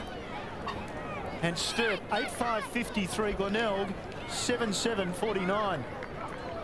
Well, we mentioned at quarter time, would Sturt be good enough to come up and use that breeze? They certainly were. They were fantastic that quarter and finished off with a goal right on the siren to make sure they're back in front. We mentioned they've got a few guys out today, so they'll be pretty happy where they're sitting at the moment. They're right in this game in front of the big crowd here at Glenelg Oval. Anyone's game right at the moment. We're in for a good second half of footy. Double Blues lead at half-time by 4 points.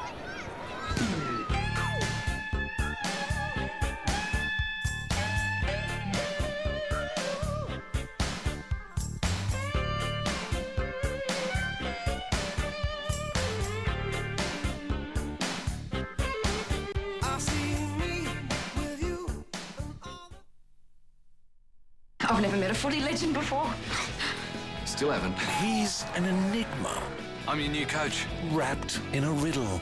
We'll work on the slogan. And he's taking Rushworth by storm. I might be one of those savants, you know, some days I can play, some days I can't. Do you ever give a straight answer? Reece Muldoon is Ben Valentine. Could be a power source. The band's all here then. Oh, blessed day. Valentine's Day, coming soon to ABC One.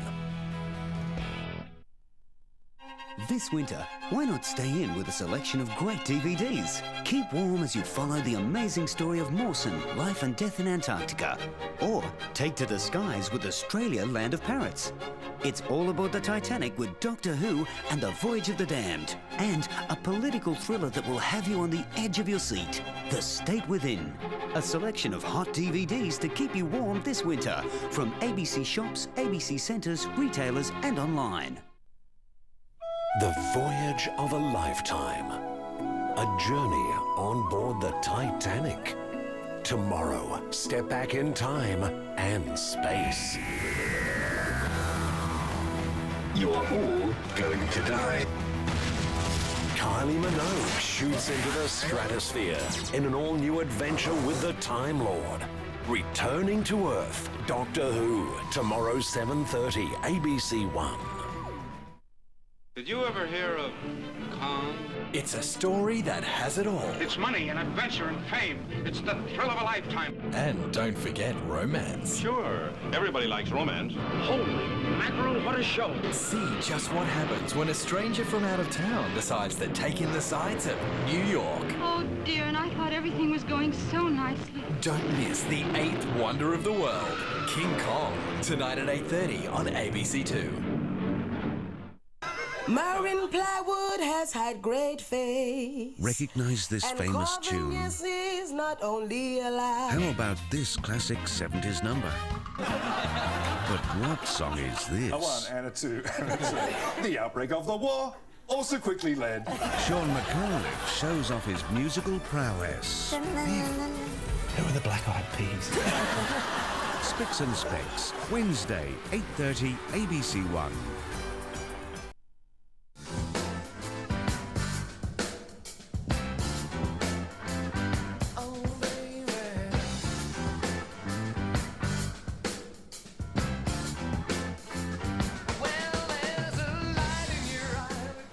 Fantastic half of SANFL footy. Glenelg by 19 points at quarter time and Sturt now by 4 at half time, and it's time to have a look at all the action from the VFL and the WAFL.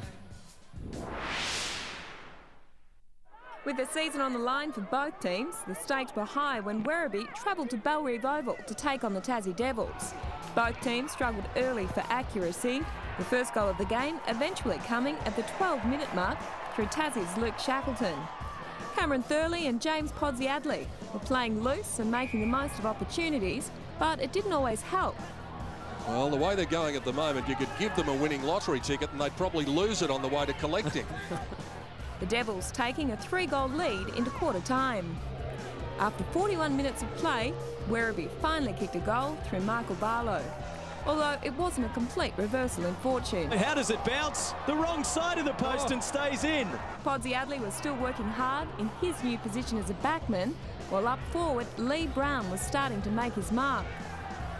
Half-time came and went, with Shackleton losing none of his enthusiasm for the contest. In fact, none of the vigour had left the game at all. The strong mark and goal to Ben Warren got the Tigers moving, and from there they staged an almighty comeback, the team coming together to put on 8 unanswered goals. And even Mitch Robinson's unique tackling style was not enough to stem the flow. Justin Hardy went into the ruck for the final quarter, but there was no halting Werribee. Ben Ross showed why he was judged best of field, while Podsiadly finally moved up the ground and put the icing on the cake. In the end, it was the Tigers by 10 goals. 7-14-56 to 17-19-121. Podsiadly, Scott Thompson and Todd Goldstein the best for Werribee. In other round 11 games, the Roosters got over the Bombers. The Scorpions were far too strong for Coburg at home. The Hawks notched up their second win for the season, defeating Frankston. The Bull Ants got over the Premiers, while Port had a win over Sandringham. After 11 rounds, Williamstown remains on top of the league ladder, followed by Casey, the Roosters and Port, all with 8 wins. There's another 3 teams just below on 24 points, while Werribee have earned themselves a spot in the 8. Swan Districts hosted the undefeated Subiaco in a top-of-the-table round 13 clash, and the visitors got off to a flyer, booting 5 of the first 6 goals before a late Talon Ames major reduced the margin to 22 at quarter time. The Swans came out hard after the break, but it had little effect on the visitors, Blake Broadhurst and Sean Hildebrand both finding easy avenues to goal. The home side tried to go with the more fancied rivals, but the Lions were always one step ahead and at half-time held a commanding 6-goal lead. But the Swans rallied in the third, Tim Geepen beginning to have an influence up forward as his team put on 5 goals to 3 for the term to cut the margin to less than 3 straight kicks at the last change. Davis needs to goal, puts it on his boot from 35 metres and gets one. When Trent Dennis-Lane kicked 2 in 3 minutes to start the fourth, it looked as though the Swans' resistance was finally broken. But Geepen refused to lie down, booting a pair before Lane Spanderman had the Swans in front with just minutes remaining. A brilliant major to Jordan Adamson-Holmes had scores all tied up, before the Swans push forward one last time in the frenetic final seconds. They need to score. The ball is kicked through for nothing. It's a point. No, it's a point. Yeah, it's a point. It's gone through, has it? There's the siren. There's the siren. Well, Swan Districts have somehow engineered the supporters haven't heard the siren. The nor have the players. Oh, the umpires. Nor have the players. Now they have. The home fans delirious as their side came from 26 points down in the final term to deliver Subiaco's first loss of the season, the last kick of the day. In other round 13 action, West Perth were no match for the Dogs, going down by 39. East Fremantle were far too good for Peel Thunder. East Perth got up in a close one over Claremont, and Perth had the bye. To the ladder, and despite their loss, Subiaco still lead comfortably from the Swans, with South Fremantle and Perth making up the four. Falcons are next, followed by the Thunder, the Royals and the Sharks, with Claremont on the bottom. So Subiaco finally losing a game in the WAFL, and here, as we said, Sturt by 4 points at half-time. Time to journey back to 1972 in our footy flashback.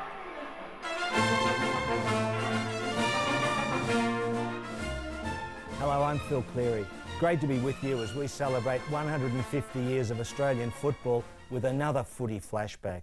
Today we journey to Perth for the South Australia versus Tasmania clash from the 1972 ANFC Carnival. South Australia looked unbeatable. The great Malcolm Blight at full back, where he won an All-Australian blazer. Four-time Magarey medalist Russell Ebert at centre-half back. And at full forward, Glyn Hewitt, the father of tennis champ Leighton. And there too, Graham Corns, the inaugural coach of the Adelaide Crows. By the early 70s, Tasmania was really feeling the effect of the player drain to the VFL that had occurred over the preceding decade. Even so, wingman Jim Leach distinguished himself by being the first Tasmanian since 1966 to be awarded an All-Australian blazer. And umpire Shields about to get the play underway for the last quarter, and the setup looks pretty much the same for South Australia, with Robran at full forward. It's Moore that gets the knock, comes down onto the ground, and up towards the half-forward line it goes for Tasmania, with Mulholland there picking up. This is Palfreyman, Graham, out towards Hadley. The full forward area, and man in front is Moore. Swinging the play to the other side of the ground. Bergen punches it away. Jaworski trying to pick it up, overruns it. Leach, yes, in towards centre half forward. Ebert, and coming out is Blight. Corns. Going past is Bomberto if he wants him, but he doesn't. Decides to go for the kick, which is fair enough, but he's got the Gale behind him. Bigotton's coming in over the lot, and Marker comes in, picks up, he's got an open goal in front of him and plenty of players too. This is Huppets, back towards Voigt. They're going the long way around it and missing it. Shocking piece of play as the ball went through for 1 point. Coombs already got one goal. Not a good kick this time, up to the edge of the square, and it's allowed Norris to come through and take an effortless mark. Norris of Tasmania. Robran doesn't seem to know what to do at full forward. Norris straight up the centre. Oh, what a magnificent mark taken there by who was it? Corns. Corns was. I'm sure whether it's 15 or 16. In towards yes, this is Ebert. 15-yarder. I suppose that player could have thought that Ebert was going off the mark when he grabbed him, but it's a very difficult one, Bob, isn't it? Where you've got the player that is about to take off, the player behind knows he's going to run off, and if he does impede, then he's penalised 15 yards. Robran in front.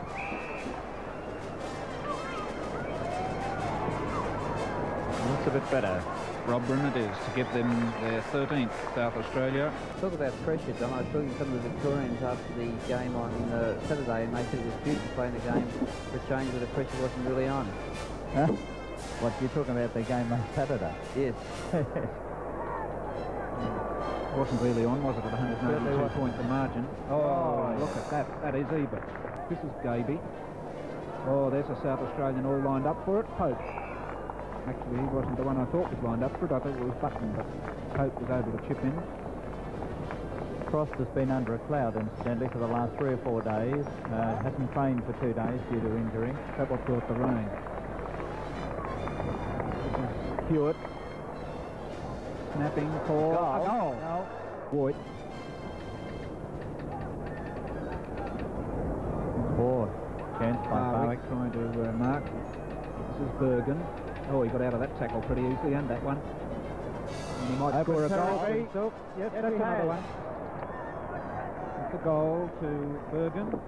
South Australia have more than doubled Tasmania's score at this stage. 15 minutes into the last term. Button high. Sturt, is it? Sturt it was. Booze it is, picking up for Tasmania. Straight to Hadley. Hadley, a short pass. Marked by Whitehouse. Bergen. Looking for and finding Von Berto. Plenty of pace, Von Berto. Now towards Robran at full forward. Knocked away from him, but he's going to recover well. Feints one way, screws around. He could shoot a goal here, but there's plenty of players there for South Australia. This is Wynn, and Wynn will run into the open goal. There's in trouble. Very up on he gets through. Goodness gracious me. Jaworski. I thought he'd have played that mark. He must have played on. He must have played on. Whitehouse it is. Recovering well. And he shot a goal. It's a good effort. Yes, he has too. Good effort by Whitehouse. Gaby. No one there for South Australia. Mackie. Up towards the flank, going for Nichols. Up towards Hadley. Tasmania moving into attack again. Into the open area. Whitehouse is there. Good teamwork and moving the ball line fast. Sam Whitehouse by himself then.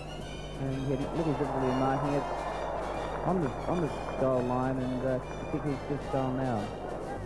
It's wide of the full forward position for Tasmania. Pope. And players holding and dragging and mauling at one another, and as a result, they fall over. Corns to Voigt. Voigt back to Marker.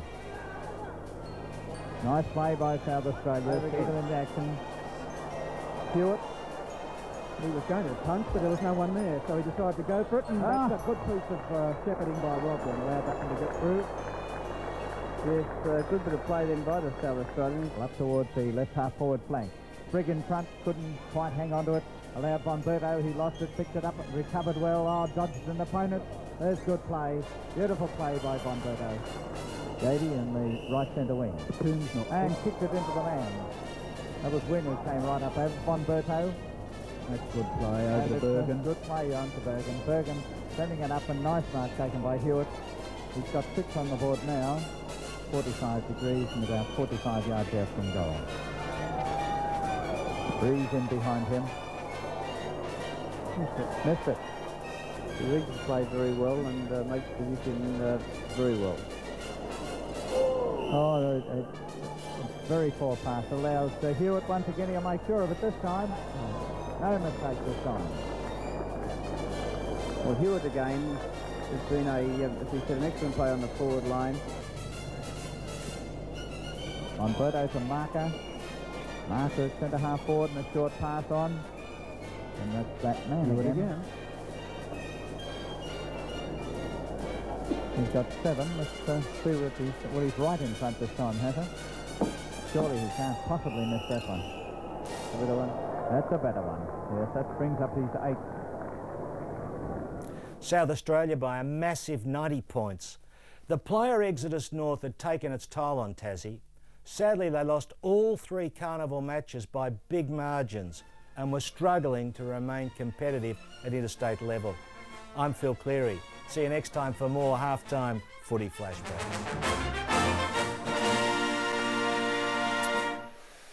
Well, some great action, great names way back in 1972, and images here today that are almost like 1972, Nick. The big crowd and a big game between the 1 and 2 teams on the ladder. And Mark Soderstrom is going to join us and tell us what's been going on in the rooms. Well, we're just going to keep an eye on Michael Coate here for the moment. No problems injury-wise for either side besides Mark Ruwat. We'll just talk about him a bit later. But Michael Coate coming back from knee reconstruction this year, kicked 7 goals against North a couple of weeks ago. Again last week against the Eagles, did a fantastic job, 24 possessions, 10 marks. Today, with Sturt kicking against the Breeze, they started him as a loose man in defence, almost playing as a back-playing ruckman there, which worked pretty effectively for them. Soon as it got to quarter time, he stayed down that end of the ground. The Blues had the breeze, and suddenly Coate became a very dangerous forward. He kicked 3 goals in that term, did the job on Brad Sugars. They then moved Paul Sherwood over to him, but Coate just coming back from a knee reconstruction in pretty spectacular fashion. In fact, probably returned from a knee reco as comfortably and as easily as any player in the SANFL probably over the past couple of years. So he's doing a wonderful job for the Double Blues. The breeze has died a little bit just at half-time, so interesting to see whether Rick McGowan throws him down deep again when they are kicking against the breeze. Injury, as we said, Mark Ruwat copped a bit of a knock on his knee early in the first quarter, had that tape, went back out, tried to run with it, but hasn't come up very well. So he's had the ice pack on his knee for the whole second term. Unlikely to see him after this break. For the Double Blues, they are all clear of injury, which is good news for them, considering they had to have 8 changes before this game. Thanks for that, Sodas. Yes, it's been taxing on the Double Blues, but we'll talk about how well they've come through it in just a moment. Michael Coate, we mentioned 3 goals for the Double Blues and Gum 2. They're the leaders at the moment, and Kirkby 2 for the Bays. Looking at the stats there, you see the inside 50s, 28 apiece, so things are pretty close there. As you'd imagine with most of the stats there, everything's pretty tight. Centre breaks, Sturt certainly started getting on top late in that quarter or in that second quarter, pushing it out 9-6. So that centre break, pretty critical in this game because it's been pretty tight everywhere else around the ground. Full round of SANFL footy this afternoon, and it's a 4-point game here. And look at that from the Eagles. They are off and running again, it seems, or up and flying maybe. 8-8 plays 1-4, and that is Central District. That's the champions. We don't expect that. And then Norwood over West Adelaide. West Adelaide poor kicking there, as you can see. And North Adelaide, very tight one against Port Adelaide. Certainly tough one there. The Eagles Centrals, that's a classic there, isn't it? We expected Centrals to come out and really have a big dip after the loss last week, but Eagles are a pretty good team too coming back. Well, maybe the loss last week took a bit more out of Centrals than maybe what we gave them credit for. Will be interesting in this game as well. I think Glenelg did pull up pretty sore after that game. It's a big oval. There was some big body clashes there, and there was a lot of running. So it'll be pretty critical to see how Glenelg come out after half-time. Look, mentioned about the number of changes for Sturt, and yet they seem to have the right system going and they have the depth. They certainly do. Rick McGowan is a quality coach, and they would know their structures and their setups, and they'll be flowing right through the reserves, even under 19s and 17s. So as players come into the side, they just slot straight into the systems. And as you've seen today, guys have come up from the 2s and are playing very good footy in the Sturt team today. Well, it's a premiership quarter for the Bays in more ways than one, because they'll be kicking with the breeze. Here's Michael Maney to start the second half. Thank you, Neil. Crowd buzzing away, have been actively involved in this game to half-time. And as the boys said, premiership quarter. The umpires, I thought they've been okay. There have been a few 50-50s along the way, but they haven't been too bad. Umpire holding the ball aloft, about to get the second half of SANFL footy, a match of the day on ABC Grandstand footy. Kane out of the middle, Hinge at the back. McConnell hasn't kicked a goal so far. Fiddick with a handball, taken by Bode. Bode thought about a handball, then tripped over. Got rid of it. In goes Fiddick. And the crowd wanted a free kick, but Matty Bode just a little bit indecisive there. Yep. Caught in 2 minds. Was going to give. Then certainly wasn't a trip. It was just a body contact there. Should have done better, Matty Bode. Kurtz down to Sheedy. Back to Kurtz. Duldig with strength. Taken to ground. Oh, and the big man's been pinged. Well, he had his arms free momentarily, I think, and that's what the umpire might have adjudicated on there. Cabillo with the free, then gets it to Sheedy across to Avery. There's not much of Avery. And get him on the scales, he wouldn't weigh too much. As McClay takes it at half-back. James McClay, a couple of seasons ago, did a pre-season with Essendon. It didn't come off for him. Avery again. Just assessing. Tigers have got back in numbers and they've manned up. He may have to kick to a contest. The lead was by Wicks, and he hit him. Good kick. Daniel Wicks has Kurtz in the middle. Thought about it momentarily. Decides to go down the line. And a Mark Endor free kick will go to the 2002 Magarey medalist in Jade Sheedy, the skipper of the stateside this year, and did it with style. For McGlone, backing up. There is nobody behind him. All the players ahead of him at the moment. Wicks again with the leader. It's a dangerous game though, Nick. If you're playing on that lead up all the time, a turnover's all it takes. You've got to hit the body, and we've seen Code is playing up forward at this stage. He hasn't gone back into that loose man in defence. We've actually got no one in Glenelg's 50 at the moment. It's all players pushed up. So Gum, he just releases the ball short again, and this is Jensch, who kicked the goal on the half-time siren slightly after to put Sturt in front. He decides, I'll load up and I'll go long and the ball will drop, and the Bays have numbers there. But it's roved in the end by Fitzgerald, and off the left foot. No, playing in front was Rudolph, and he did well in front of Chambers, who was running back to the square expecting that's where the kick would end up. Now the Bays get some run from Sugars. Goes for Hinge and should get him, but it's a question of whether the ball stays in, and it doesn't. Out on the full, another error by Glenelg. McGlone forced to go the other side of the line, and then he goes back to Fiddock, and they'll start this process again. Fiddock with a bit of tape on that left shoulder. And where's he going to go? The man right on the outer side is Avery, and he got a bit close to Kirkby, who did well on the mark, and it's pretty important to work the mark. Fiddock flicked the handball to Crane. Crane got his kick away. A high floater. Fitzgerald in the middle of that. Sherwood with a punch at the back. Cranston did the roving. And then Kane kicked it high again. Bode and also Fiddock. And Fiddock nails it to the line. Boundary throwing. We've seen a few up and unders today. Jiggy, they've, I don't know, we haven't had much rain, so we're going to try for it. Especially when it gets up there. Imagine with that breeze, it's going all over the place. You wouldn't want to be underneath it trying to take the grab. In goes Crane. Oh, the old chicken wing tackle. Oh. Neil. But he's not ping. He's probably pretty lucky there, you would think. I'd say that's very lucky. Crane goes by the nickname Swanee off the play. Meanwhile, Allen has knocked over Whiteman. It'll be a free kick to the double blues. They'll look to break quickly.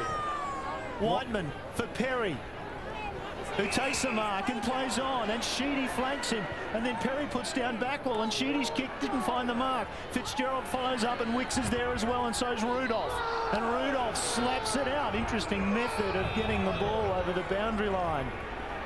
Whiteman has been right on Ty Allen all day. Obviously, a little bit of niggle there, I'd imagine. Allen getting a little bit frustrated. He's got to watch that, give him away freeze like that, though. Get Ian Mogridge in just a moment just to run through a couple of stat winners, but I don't think Allen's had too many this afternoon as Fitzgerald tracks the ball towards the line again, and Perry's there as well.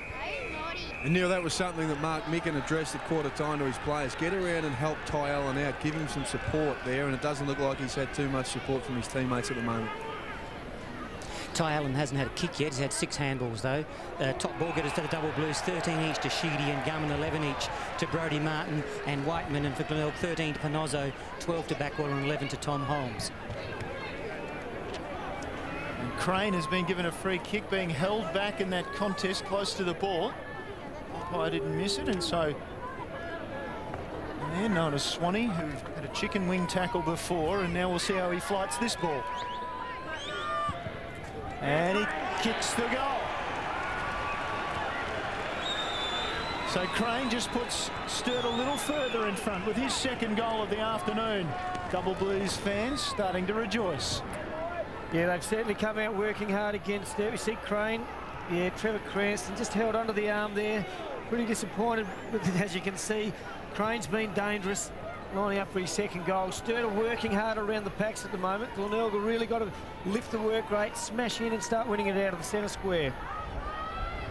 Feathers Crane kicks his second for the Double Blues. Out of the centre, block, nails it long. Grimer's there in the middle of the pack, over the back. Duldig had to do the roving Hinge. Tried to get his boot onto it. Fiddock away to Avery. So the Blues, oh, in short, dangerous kick. Holmes came, tries to get a handle. And let's have a look. He's been pinged for dropping the footy. That's hot. That is hot. Sturt had a couple of pretty nice ones early in this quarter. Glenelg have got to keep focused and work hard. Avery's kick finds Sheedy at half-back. Look at the crowd. They're packed in to the Bay Oval. Will be interesting to see exactly how many are here. Sheedy to the wing, big cluster of players. Sherwood went for it, missed it. Quick hands, Perry. Jench coughed it up. Panozzo got it to Cranston. Advantage rule paid. Mules got it to Kane. He'll punch it long. Duldig, he may just let it go. No. Oh, Mark to Duldig. One grab maybe, and then the second through the goals. But no, he's paid a big one-hander. No, he hasn't. It must have been through. All of the ball must have been through at some stage there. Jiggy before he got control of it. Might have been a little bit of a juggle there too. Be interesting to see. Get in another free here, Sturt. For Southing up forward. Just another quick look while we've got a pause in play, and yeah, it's hard to tell from that angle, isn't it? The umpire was, as we say, in best position. So McGlone plays on from half-back for the Double Blues. Wide he goes. McClay, and then Kurtz slips a hand pass, and then Cabillo dived on it, and Block's got him. And we'll get a ball up centre wing. Well, really dangerous time here for them. Sturt have come out working hard and doing a good job. One player we haven't seen at all today, be interesting to see some stats, is McConnell. Plant has done a fantastic job on him. He's a player they need to get into the game. Just 2 possessions to Justin McConnell, both those behinds in the first quarter. Eventually we'll get another ball up on centre wing. Breeze blowing to right of screen. If you've just joined us, the Bays led by 19 at quarter time, trailed by 4 at half time. Here's Farmer for the Double Blues. Chips the ball forward between Perry and Chambers, who will kick a point. He thumped that for the minor score, and the Bays are in space on this side of the ground and wait on the umpire. He said the ball has to go all the way back to the goals because the rule says the umpire actually has to signal before you can take off. Right. And the umpire hadn't signalled. You can see the look on big Brant Chambers there. I think he had signalled. Speed the game up and then we slow it down. Yep. Goodness me. Let's not tamper with it, just let it run. Rudolph's kick over the back. Farmer to Gum. Gum's kick off the instep is poor. Murphy to Mules. Mules with a long kick. McConnell wiggling the body. Grimer came from the back. Avery couldn't collect it, but Grimer can, and he kicked it to the hot spot. Maybe too far for Duldig. McClay just got a fingernail on it and then couldn't control it. Boundary throw in. Good contest between Duldig and McClay. The ball flicks over the back. You can see what Grimer was trying to do there, put it to the advantage of Duldig, but just carried a little bit too much with this wind over the top of his head. Duldig with the knockdown. McConnell, he's normally dangerous. All tripped over. No free kick. He played for it, did Justin. And then he was pinged for holding onto the footy. Yeah, the umpires know that he'll do that. He's been guilty of playing for free kicks plenty of times in the past. Geez, they are right into him at the minute. They're getting a good run here. They've got to make the most of it. Got to be careful, Duldig, Matty Duldig pushing someone over there. They might get another 25. Glenelg have got to settle. They're a bit undisciplined at the minute. McGlone, just between half-back and centre wing for the Double Blues, chips it up. Speaking of undisciplined, geez, they've let some players in space. One of them now is Wicks. Got it from Jench. Now Wicks quick to play on, looking for Gum or Code. Code let it go straight through the hands to Kane. Tigers come again through Sugars. He's under pressure wide for Kane. Kane drops the short pass in for Murphy. The runner was Mules, the captain. Mules looking for a hand pass forward as well. Goes to Holmes. Beautiful kick off either side. Inside 50, Fiddick with the punch again. McConnell, will he get there? No, he won't. McGlone came across him. Great awareness to get it to Whiteman, and then Avery, and the Double Blues go for Perry. Chipping in quickly with Sherwood. Perry got it away again, Kurtz. Rocket hand pass was pretty good now. Farmer, who got it from Martin. Farmer just gets it forward into the forward 50. Martin comes again. 3-1. Bays have the numbers. Martin just holds on to it. Crowd wants holding the ball. Umpire says no. Bays happy. They saw one up down the rim pretty similar, I think, and they thought it's about time they got one back. But not in that situation. Probably would have been a bit tough. He did all right, Martin, there, just to hold the ball in the area. Possessions this quarter, Sturt 45, Glenelg 21. Doubled them. Yeah, you can certainly see that they're working harder. They're using the footy well, Sturt, at the moment. Cranston down to Kane, flicks over to Sherwood, who finally got it, chopped off by Wicks, doesn't know where to go, wants to cut back inboard. Kane with the smother was outstanding, and just gives Daniel Wicks a bit of a nudge. Nothing much at all in all of that. And they'll really need to get a goal here just to get a settler, get back in. They've got the win this quarter, got to make the most of it. Perry tried to get it onto his boot. Cranston working hard at the bottom of the pack. He's a strong unit, is Trevor Cranston. A lot stronger than a lot of people give him credit for. There he is, just getting to his feet. Leads the tap-outs this year in the competition. He's been outstanding. We've sung his praises. He gets another tap down, taken by Wicks. In close, Perry. Just doesn't quite look on today, Ian Perry. Cranston again with the football. Perry just doesn't look as if he's running on top of the ground at the moment, but he keeps fighting hard. A man with absolutely no hair at all. Cranston, the kick was smothered. Murphy in dispute. Gum just got it on his left boot. It hovers. Panozzo will win a free kick. He took the mark anyway. And Luke Panozzo's probably been one of the Bay's best, Jiggy. He certainly has. He's been good across the half-back there. Provides plenty of run. And we can just see Sturt really hunting in packs at the moment, whereas Glenelg doing it on their own at the minute. Farmer just couldn't take it. Ball rolling over the line. Been impressive has young Farmer. Well, he's on Port Adelaide's list, isn't he? You'd think he is. That Picked 49 by Port Adelaide in last year's draft. The captain of the premiership-winning Calder Cannons in the under-18 Victorian competition last season. You think he might just get a run with them the way they're going? Well, you'd figure sooner or later, since they're going to have a look at their list. They're trying everyone else at the minute. 5 kicks, 7 handballs today. Adlington got it out. Sugars was clever to Bode. Bode on his bike just kicks it long. Going back nicely, Kurtz, the ruckman who's come in for one of those Port Adelaide players in the AFL. In DeLuca going up, and Kurtz has played well, and now the Double Blues have it free on the far side of the ground. Wicks indecisive, finally gets the kick forward. Coming late was Chambers, but he couldn't get it away from Mules, who took the mark. Swings it wide this side of the ground for Kane.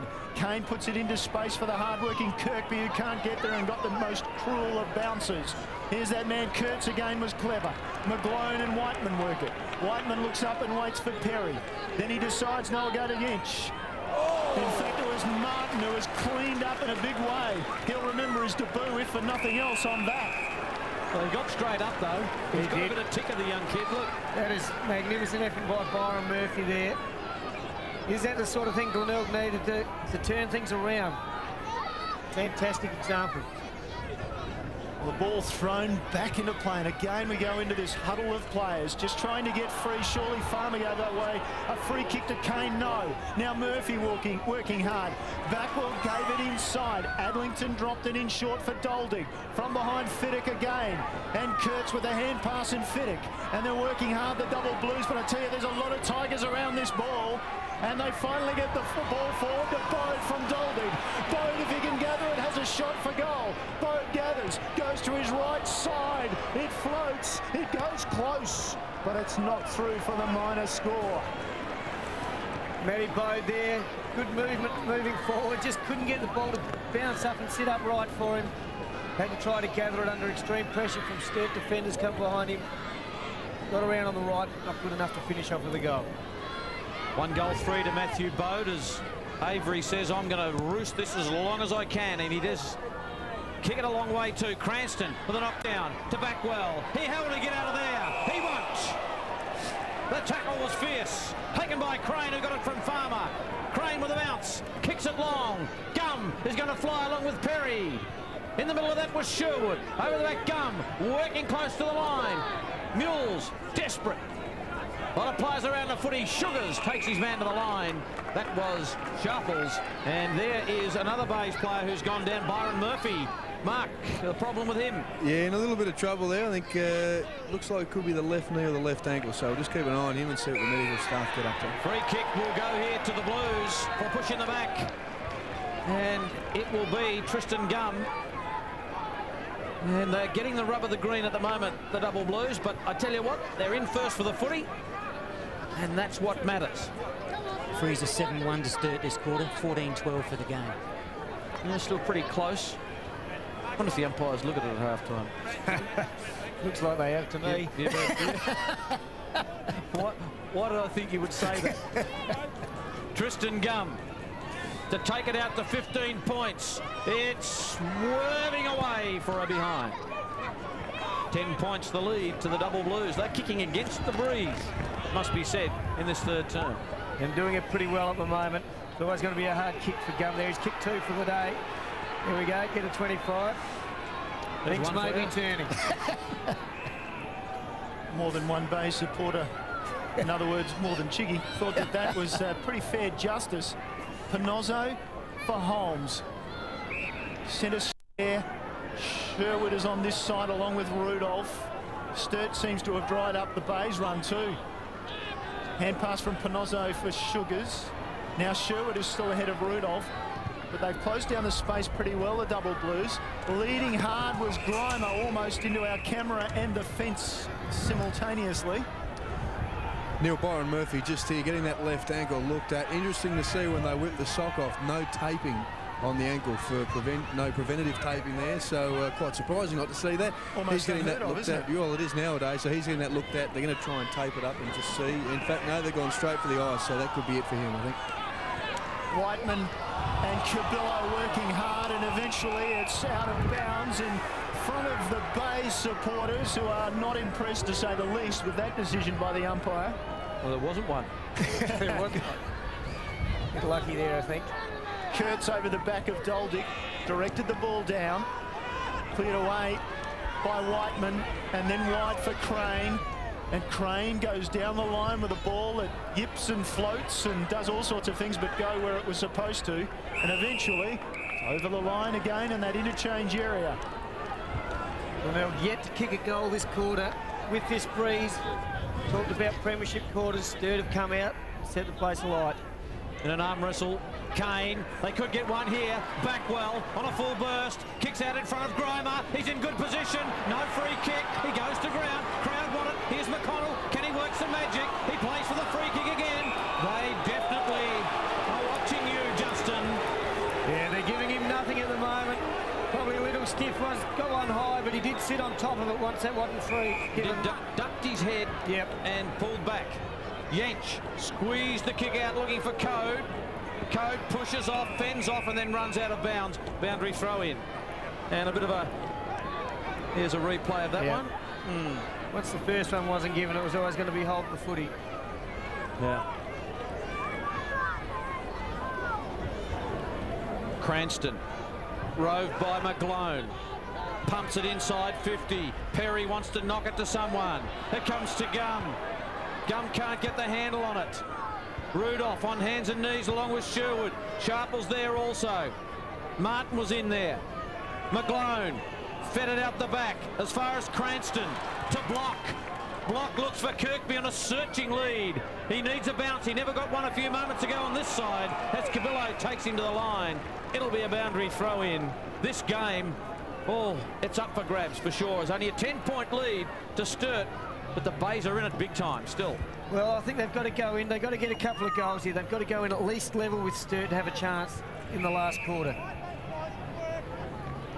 There's nothing like a couple of controversial decisions to get the crowd involved, and they're certainly involved in this one as we go into time on in the third term.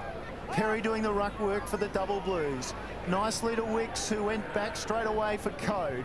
Code measured the kick nicely for Crane, who wants to play on Kane. Chased in, was very quick but couldn't shut him down. Ball over the back, Sugars worked it nicely for Hinge. Hinge takes a bounce, nobody comes to him, he just goes long. McConnell will come late, but McClay was brave, got rid of his man and took the mark going back. Now McGlone in space for Code. We know he's a long kick. Into the breeze, he kicks to 50 metres, and it's nicely taken away by Sherwood. Did the umpire call play on? No, he didn't. And now Hinge is released at half back. Why wasn't it 25 then? He definitely ran off the mark. In comes McClay. Can he keep it in? He does. Boundary umpire with a beautiful view of that. And the kick was superb to Herring. Herring's got a man in Wicks. He measures the kick. Wicks can't take it. Roving off the back was Rudolph. And he goes in short and finds Kane. Kane at half back. Who's he got running for him? He's got Mules that's in the centre square. He holds up. Duldig on a long lead to the wing and stretches and takes it in front of Fiddick. Matthew Duldig looks at a pretty confused forward area for the Bays. Sturt have got back in numbers, so Duldig punches it long to a packed situation. Perry hasn't taken too many marks. He's taken the most amount of marks in the competition this year, Ian Perry. He wouldn't have taken too many this afternoon. Ian Perry's marks, yes, Ian Mogridge? 3 marks, Michael. He's had 3 kicks and 9 handballs. He's worked hard, but hasn't quite been able to dominate the game. He's in the ruck here with Cranston. On hands and knees, McConnell, he waddles away. He might get a big floater, and it floats all right. It floats out of bounds on the full. It hasn't been Jay McKay's day at all. No, he's had a shocker today. Hasn't given anything for the guys up forward. I think the forward line of Glenelg has been pretty dysfunctional all day, actually. Coddy Grimer hasn't got into the game either at this stage. Again, nothing much on offer except the lead up from Herring. It had to be good, that kick, and it was. Herring pushes away from his man. Umpire says no, back behind the mark. Trying to crib a few yards and push away from Allen there. Well, surely it's play on if he does that. You wonder. Now he's played on, and now he's in trouble. And now he gets a hand pass out just in time. Farmer comes in. Away it goes for the Double Blues. They're down to half forward again. Code looks inside 50. Ball smothered. Kane will get it. Mules will get it now. He's looking for a runner. He's got Bode. Leading down the middle was Grimer, ignored. Hand pass was dangerous. Hinge picked it up well. Holmes couldn't take it. Coming through McGlone. He got Holmes. Holmes releases a hand pass wide, and he's still down Holmes after doing that. Backwell. Back to Bode. They're being forced backwards. Allen, who's struggled to get a kick this afternoon. Crane comes through for the Double Blues, and they'll release the pressure. Only momentarily. Sherwood will take this on centre wing, just slightly defensive side. Takes his time. Sorry, Neil. How good's this bloke been, Sherwood? He's been sensational. Him and Rudolph. Rudolph, you think Chambers has only kicked the 1 goal. He's been very good as well. The defence has been great. Grimer on the long lead will come late into this pack. McConnell with the rove. Couldn't get a clean hand pass. Bode couldn't take it either. Releases it as best he can. Herring was good. Now Sheedy. Experience and time. Got it down the line. Well done. Farmer led up for the easiest of marks. And now he just takes his time as the lead comes from Chambers. The kick from Farmer looking for Chambers. He's got it. Strong mark. Rudolph was wearing like a second skin, and then he kicks into the man of the mark. It hasn't been your day, Brant, today. Handball over the top, finds Sherwood, who's got Bode in space. He's got Kirkby on the inside of him. Kirkby needs to use his left. He does. As the siren sounds. 24.5 minutes. There was 1 goal kicked in that quarter. And at 3/4 time, Sturt 9-7-61 lead, Glenelg 7-9-51. What an amazing effort this has been from the Double Blues, Nick Chigwin. I know you're a Glenelg man, but you really got to fly the flag here in the next couple of minutes for Sturt. They've been sensational. They were fantastic that quarter. They came out into that breeze, kept Glenelg goalless, kicked a goal themselves. They came out and just hunted in packs, as we mentioned, through that quarter. See Perry there walking off. He's been working hard. The whole Sturt midfield were fantastic. Shut Glenelg down. Glenelg got a little bit undisciplined there at some stages too, and gave away a few free kicks that shouldn't have been there. Makes it pretty hard for Glenelg now with this breeze. It's still pretty strong out there. If anything, may look like it's getting a bit stronger, but it's going to be a mighty effort for them to win from here. Sturt, with all the changes they've had, Neil, have come out and been fantastic. Well, it evens things up in many ways, doesn't it? 8 changes from last week for the Double Blues. Now Glenelg has to go into the breeze in the final quarter, trailing by 10 points in the 3rd quarter. Only the 1 goal. Luke Crane kicked that goal for the Double Blues, and that was at the 5-minute mark of the quarter. And after that, I reckon all the highlights were just smother, tackle, chase, push, bump. That's what it was. It was pretty desperate, and Sturt were the ones that were leading the way in that area. And you see Crane kicking that goal there. Chambers has had a pretty hard day. We saw there that he nearly had the opportunity to kick a goal, and he hit the post there. Rudolph has done a good job on him, but Sturt, can they maintain it in this last quarter? Well, that's what it comes down to, but obviously, the breeze obviously never does it for you, but it makes things easier.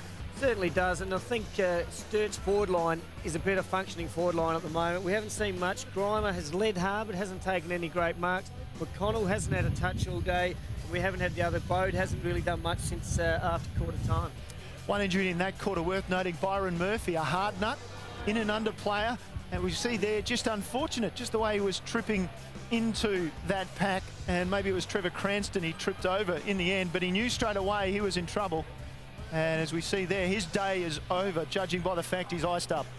Yeah, he looks sore there. He did a beautiful smother just before that to try to keep Glenelg into it. So we can see the score there.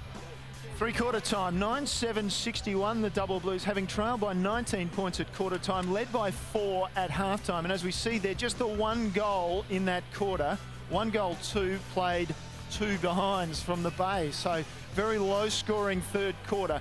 Kirkby, as you mentioned, with a couple of goals this afternoon. Code with 3, Crane and Gum with doubles for Sturt as well. Crane, interestingly, has 2 goals into the breeze. Absolutely, and Code has been great for them, whether it's been playing down back as that loose defender or up forward. He's got a beautiful kick on him as we look at the stats there. Sturt inside 50s have just pushed ahead there to Glenelg, which you'd imagine the way that they work there. Centre breaks. Glenelg actually got a couple back that quarter, but it's still pretty tight. As you'd imagine, most of the stats are pretty tight there. Sturt just leading a little bit more with the kicks, but a pretty tight game, as you'd imagine the scoreboard's showing it. We've seen scores today with the Port North, but last week Port took on West Adelaide. You would think that was going to be a pretty easy game. Port Adelaide was going to get back on the road, but certainly that wasn't the case. They struggled big time to get over the Bloods, and it wasn't a huge crowd. The Bloods have struggled this season. Generally, their only player up forward has been this man. For the last couple of games, he's gone forward, Damien Cupido, class above everything else. Well, we saw early in the season they did play him in defence and he did work well there, but they haven't had a lot of options up forward, so they had to put him up there. I think Westies have been struggling, but they are starting to get better. They're being more competitive, they're working harder, and it wasn't an easy day for Port Adelaide here, as we see Hargraves, who's been in great form for Port Adelaide as well. Hargraves plays his 150th game today, ironically. He's playing against North Adelaide, his old side. He's been around, and it was a 36-point game. This one, interestingly, Casey Carr, number 48 there, 14 possessions, 4 marks, 3 goals, was the Rising Star nomination for the week. Big Hargy there, taking a mark. He kicked 5 goals for the game. Damien Cupido, as we said, 5 of the 8 goals for West Adelaide. In the end, it was a 36-point margin in favour of West Adelaide. A lot of passion down on the ground. Sodas, you've been in the middle of it. And that passion's coming from Rick McGowan. He is pumped up and super hot on his players, lair-rising and being a little bit too casual. If you think back to that third term, a couple of times Sturt went off the back from taking a mark and just tried to chip the ball over the top. 2 or 3 occasions entering the forward line, they had kicks smothered. Rick just said to the boys, get back, work hard off the mark quickly. Don't be so casual in there. And also, just before three-quarter time at half-back, Scott McGlone actually bumped Tommy Holmes instead of tackling him. Now, Holmes pulled up a little bit proppy, but McGowan very, very hard on McGlone for not actually laying the tackle. So I don't want to see a bloke come off the ground. I want to see him tackled and put into the ground. So a couple of areas that Rick wants them to pick up on. Now, the breeze is as strong right now as it was at any time during the game, so still probably worth 2 or 3 goals. Sturt in the box seat. Over at Glenelg, Mark Ruwalt has strained the medial ligament on his left knee. Now, it doesn't seem to be too bad. They said it's a low-grade strain. Worst case is probably 3 weeks or so. If it's okay, maybe only 1 to 2. Thanks for that, Sodas. Yeah, Sturt getting the injuries before the game. The Bays, unluckily, injuries during the game as we look forward to next week. Vital game coming up. We'll get to the scores at other grounds a little later, but Port against the Eagles, and it could tell the tale of the season for those 2 clubs as they struggle to get to the 5. Central's against Westies, South against Norwood, Port against Norwood or North. I'm not sure about that, but I don't think they're playing on the Sunday as well. No, I think you're right there. That's a bit of a handicap for them, I would have thought. Well, three-quarter time here. Who's going to win? Well, I think Sturt are in the box seat. You'd have to say they'll win from here. Critical the first goal. If Glenelg can get the first goal, get the crowd behind them a bit here, anything can happen. But lots of passion. you're right, and they're going to have to do a lot better than they did in that third quarter. The way Sturt have played, been disciplined, and Rick McGowan, obviously, as Soda said, is making sure they're right on top of it. You'd have to say Sturt from here, but first goal, anything could happen. It's been a great contest so far. 10 points the margin in favour of the visitors. The Double Blues at three-quarter time, just about to start the last quarter. Here's Michael Maney. Round 13 has produced a brilliant game of football. Maybe not overly high scoring, but it's produced one of the toughest games, 1 versus 2. McConnell kicked 5 against the Double Blues last time they played. He's goalless so far. Chambers booted 6. He's only got 1. So the key forwards haven't played much of a role, but that man, Trevor Cranston's played a role for the Bays, and Kurtz has been manful in the ruck. Last quarter underway on grandstand football. Farmer got it away to Sheedy, who punched it inside 50, and a free kick back behind the play brings Snouts Hill into play. I think they were happy with getting an early free.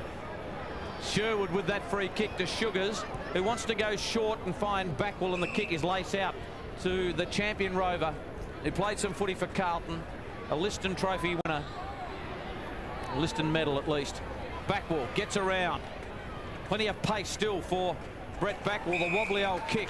You play in front, you'll get everything. Cranston to Backwell, who just kept on running and looks for Grimer, but that is a sensational mark by Kirkby. So the Bays getting their game underway. Daldig's on a lead, can't take the mark. McClay, oh, he's dealt severely with, I think it was Grimer, who really just absolutely poleaxed him into the ground, and that's hurt McClay. And he's got a bit of claret coming from the left eye. Hurt Glenelg a bit too there. Matty Bode looked like he was nearly out of the contest there. Certainly Grimer coming in, hitting him hard. Head over the footy. Clash of heads there. I think the back of Grimer's head got just under the eye of McClay, and he's going to come off on the blood rule, one would think. Well, really, in that situation, you start to think about cheekbone fractures, don't you? Just that clash of heads. It's a dangerous place to be hit, I think, around the eye, cheekbone area. Dangerous for McClay to come off too. That's a tall defender that they just can't afford to lose if you're a Sturt supporter. So McClay replaced by Charlie Sharples. Now that that's happened, it's given the opportunity for everybody to man up as Fiddick to take the free kick. He goes across the goals, somewhat dangerously, gets away with it to Sharples. Now called to play on. He goes long to centre wing, and lots of players going to ground, and the one who stood up was Cranston and took it cleanly. Didn't know which way the umpire was going to go there. It looked like he was nearly going to play a free. I paused as well. Sherwood, unlikely goal kicker, and he helicopters the ball forward, and now Sharples at the back has some time and space to work it. He goes wide for Wicks, pretty good kick. Holmes opposed to him. Wicks takes the mark nicely, moves it on to Perry quickly, who wants to play on. Wasn't aware Panozzo was there, and he's gone. He got away from his man, but not Panozzo. Big Sarge wasn't sure Panozzo was there, I don't think. Bang. Crossy, there's a bit of controversy down here. Just with that blood rule before, James McClay didn't exit the gates, so they're just trying to sort out now. He perhaps may not be allowed back on the ground, and if Sharples, who didn't come on via the gates, comes off the ground, I don't think he can go back on either. So they're just trying to sort that out at the moment with the steward. That could prove costly for Sturt. Don't they wipe the scoreboard, Soda? Well, no, that's if there's the extra man, Chig. You'd have to get out there for the count. But while, in fact, they don't enter or exit via the gates, I'm pretty sure that that would mean curtains for McClay. Could be costly for Sturt. Saw Heath Hopwood do that in the grand final, Neil, didn't we? Back in 03 or somewhere? 03, 04, somewhere. Yeah, somewhere around there, yes. Kane breaking away. Long he goes. Code in the middle of the pack does the punch and rushes the minor score. They edge closer. Glenelg, 9 points to margin. Breeze to right of screen, favouring the Double Blues. Long kick out finds Wicks in some space. The 2002 Premiership player. Lead-up player was Gum. Flicks over the back to Perry. Gum off the ground. Intelligent play. Herring in front. Wants to dish it off. Delayed it. Then might go to Wicks. He might go to Chambers. The kick too far. Who's got the pace? Chambers or Wicks? Neither of them are going to get there. It trickles through for A.B. High. As you can see, the crowd Pretty pumped up here. Any little opportunity, they jump to their feet.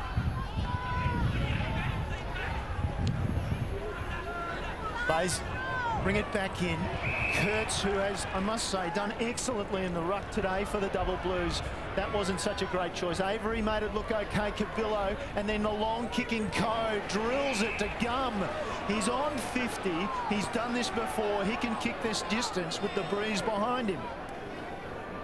Yeah, so to said, that breeze, if anything, is picking up. Certainly he will get the distance. A bit blustery though, so it can be a bit difficult getting the accuracy. It's been good today though, Gum. Kicked a couple. Tristan Gum, 32 matches with North Adelaide. Launches high, it will not get a goal, and it's punched forward for Block, whose kick is awful. And now it is another shot at goal for Gum, and he looks inside. No, he won't have the opportunity to go inside. The umpire calls him back. Now, we did see a goal kick from here earlier by Hinge on the run, where he sat the ball out as much as 10 metres in front of goal, and the breeze took it back. And Gums tried to do the same, and it's narrow. Yeah, well called, Neward. Probably not as hard a kick there today as you would have thought. He just sat it out a little bit more. That breeze will certainly bring it back. Just a little bit narrow there. Two goals. Sorry, Chiggy. Michael, just going to say, we've had a clarification on the rule here. McLeay's actually gone back on the ground. Sharples has come off. The steward here has said, with the blood rule, McLeay doesn't have to exit through the gate. So he's okay, he's in the clear. But Sharples cannot return to the ground because he actually entered it through the blood rule by not going through the gate. So Charlie Sharples finished for the match. Nice theatre mark anyway, as Holmes finds McConnell. Well, this is probably one of the rare times that Justin McConnell's got a little bit of space. He's taken a mark, and he'll go back and look at a shot from around 40. Tough kick from here. Tough kick. It is a tough kick, and the sort of day that Justin McConnell has had, he wouldn't have massive confidence, you wouldn't think. Wouldn't be up in the stats, Ian, would he, Justin McConnell? Certainly not, Michael. Coming in for his fourth kick, and the other three haven't been that good. If anyone can, he can, though. He's kicked it out of bounds on the full. It hit the behind post. I think two of his kicks have been out of bounds on the full, right. too. 2 points and 2 out in the full. Not a big day. Glenelg certainly need him to pull something out of the hat for him to get back into this game. But he's the man. He can be down all day. He bobs up a couple of times. He might win you the game. Back well, close to the line. Fed it away to Cranston. Panozzo was hot. Allen hasn't had much of it. Taken the ground. They've come with a plan today for Ty Allen, and they've executed exceptionally well. Most teams probably haven't given Ty Allen the respect he deserves. Sturt certainly have today, and they've cut him out of the game, which has hurt Glenelg. Sheedy to Perry, another fumble. Good enough to get the handball to Whiteman, who ducked his head, and the umpire said no free kick. Good call. Just some quick three-quarter times from other grounds. The Eagles still hold it over Centrals by 58 points. Norwood over Westies by 27. And it's a 5-point game at Alberton. And it might soon be a closer game than that here, with Grimer taking the mark or free kick. I think it was a free in the end, Neil. Hanging on. So he will have a shot from 40 metres straight out in front. Just Port Adelaide 10-8-68, North 7-9-63. 5-point game at Alberton. And interesting, Eagles, you would think, with a 58-point lead, will beat Centrals, and we will see the Eagles play Port next weekend as Grimer lines up. And importantly, has missed from 35, 40 metres out. Yes, we've spoken about the breeze. It is a tricky one. Toddy Grimer needed to go back and kick that. See the tape there. Charlie Sharples, just a young kid, isn't he? Long kick out to a pack situation. Cranston, the row, Fiddick, Farmer, the quick hands, Kurtz, Crane, dishes back to Fiddock, saw a man in the middle in Cabillo, it flicked back to Farmer, Farmer kicks it long, looking for Chambers, he's got it, he can't mark it, he's up and about, in comes Mules, dragged to ground, brilliantly done by Gum, Mules goes again, umpire will pay a free kick to Tristan Gum. No, I think it's going to Mules. Or is it going to Mules? Panozzo. Panozzo. I think he got dragged off the footy. Okay, didn't see that, just following the ball. Well done, lads. Panozzo in the back pocket. Hoists it high. Finnix at the back with a jump. Kirkby can't mark. Sheedy with the rove. Got the kick away. Adlington. Holmes. Delays. Block. Well, he blocked the handball for a teammate. Then dishes to Adlington. Nice little give. Adlington's kick out in front of Hinge. Good stretch. Hinge wants to go with his right boot and finds McConnell. He's taken the mark. Well, he's been a game breaker on a number of occasions. He has less than 10 possessions in the match so far, but here's the man that can actually do it. Justin McConnell, as you can see, inches from the ground. He's the man that can turn the game for them. From 47, McConnell's kick won't come back. It's high. It's thumped through from behind. A 9-point lead to the Double Blues. Glenelg certainly have had plenty of the footy this quarter and have been inside 50 plenty of times. Just can't get that crucial goal. If they can get that goal, bring it really close this final quarter, anything can happen.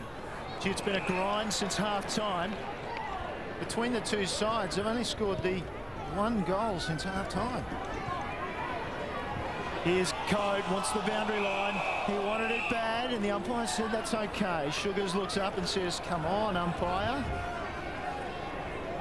So the ball to be thrown in front of a couple of grandstands that are chockers with Bays fans.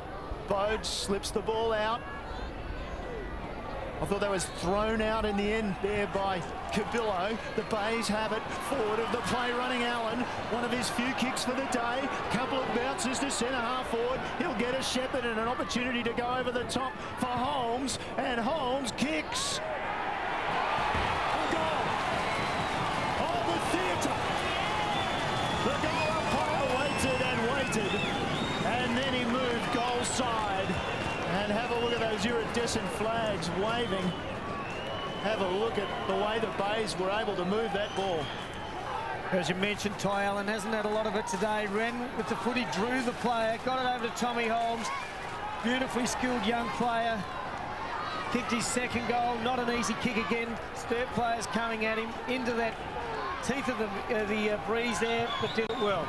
3 points the difference. Centre clearance is important. In comes Wicks. Cranston was there. Sheedy got it away to Yench. Yench got it to Whiteman. Or Whiteman's kick dropped by Code. You can't fumble now. Martin gone out of the game a little bit. Overrunning it was Crane. In comes Hinge. Allen, another handball for him. The ball fed back to Hinge. Hinge's kick down the line. Code couldn't take the mark. Ball trapped underneath. Umpire calls for it. Oh, the crowd have got a bit vocal, Chiggy. They certainly have, and that's what Glenelg need to get the crowd into this game. They've had a pretty good day. You couldn't be disappointed with the game of footy we've seen.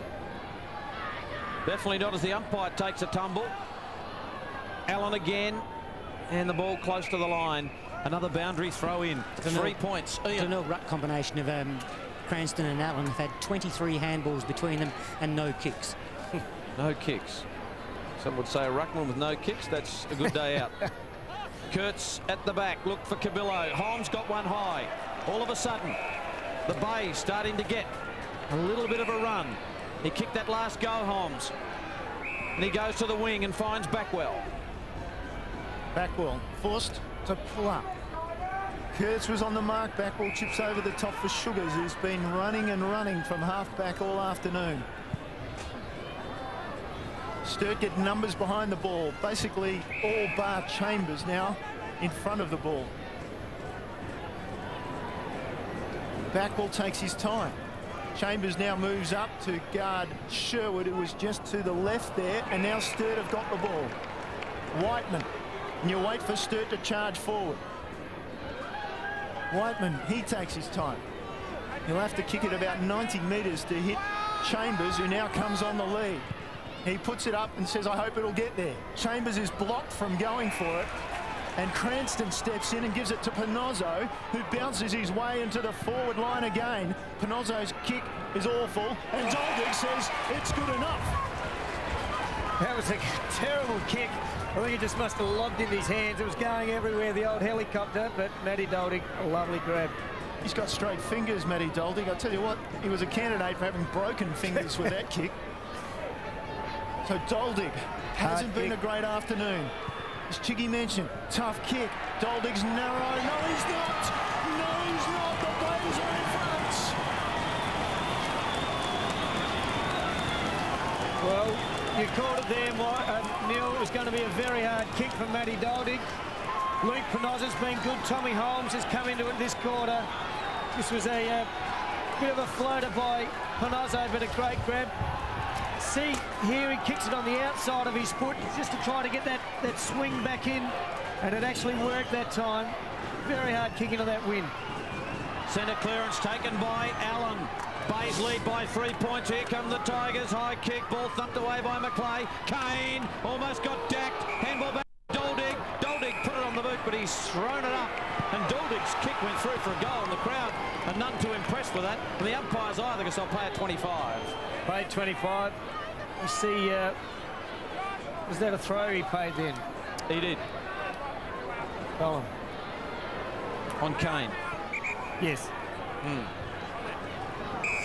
Well, the game's right alive here.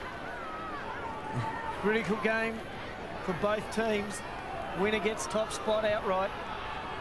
Sturt with about 8 players out, and the Bays with about 4. The contest going nowhere. Another ball up, 15.5 gone. Quarter won't go too long. Last quarter went 24 minutes, and there was 1 goal kick. There's only been 2, so it might go 25. Let's have a look. Wicks spears it in, and he finds his man. And it's Herring. Wicks again hanging out the back of the pack there, and Sturt have done that well all day. In the contest, they've always got someone sitting off out the back. They flick the hand pass out the back. They've got room. Wicks delivered it well.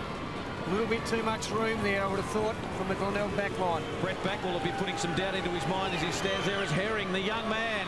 He has not delivered. Crowd love it. The Bay crowd, at least. There's plenty here. Have a look at them. Every touch you get now, especially in front of goal like that, huge pressure for these players. They're not used to playing in front of massive crowds like this all the time. It'll be interesting to see how they stand up. Who wants to make a hero of themselves today? This game's very much alive. Now, as Sturt did, the Bays will come this side of the ground from the kick-in and long from Rudolph, and Kurtz will try and fly from the back, and he couldn't, and there was a push somewhere. Umpire says it's not advantage. That'll upset the Bay fans too. So the kick will come back for Paul Sherwood, and that's given Sturt time to man up. Sherwood down the line he goes. Avery and Grimer, they won't be needed to fight that out because the ball's over the boundary line on the full. Avery, oh, he goes back dangerously. Here comes McConnell on Perry. It's play on. Perry puts his head down, and the Bays have a win out of that, undoubtedly. A classic case, Jiggy. It may not be your day, but it can be your moment. Well, that's right. I was about to say Justin McConnell hasn't had a great day, but that could be one of the most critical things he's done for a long time at Glenelg. Whiteman and Crane with the look-away hand pass for McGlone.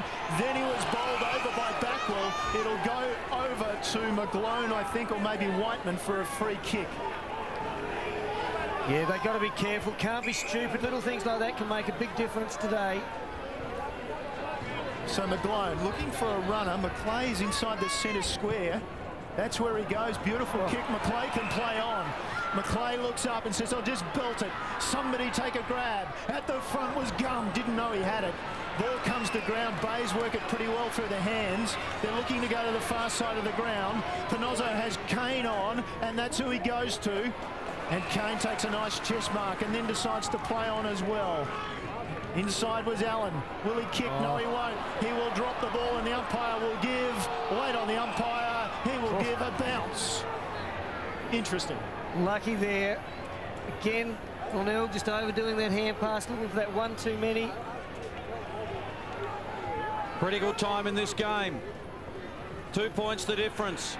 Backwell squeeze the kick down the line. Good mark. Kirkby in front of Fiddock, and he goes on with that left boot and kicks it long. McConnell's there. Doldig's in there. Grimer's there. Maclay did sensationally well. He may concede here, Maclay. Gives it back to McGlone. They won't concede. It goes to Code, and all of a sudden Martin's on his own, on the wing. He's got to stand under it, and he did so well. Martin with a handball to Farmer. He's got trouble. He handballs in front. He'll win a free kick. Allen doesn't like it, and guess who doesn't like it also? The crowd, listen to them. It's a tough one, that. He played it pretty smart, got it forward, possibly held on a little bit too long.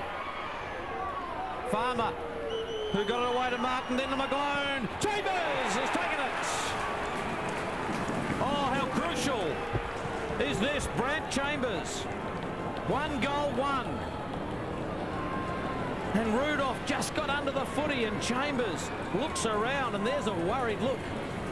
He hasn't had a big day either, but he's a quality player. He will certainly go back and kick this one, put Sturt back in front.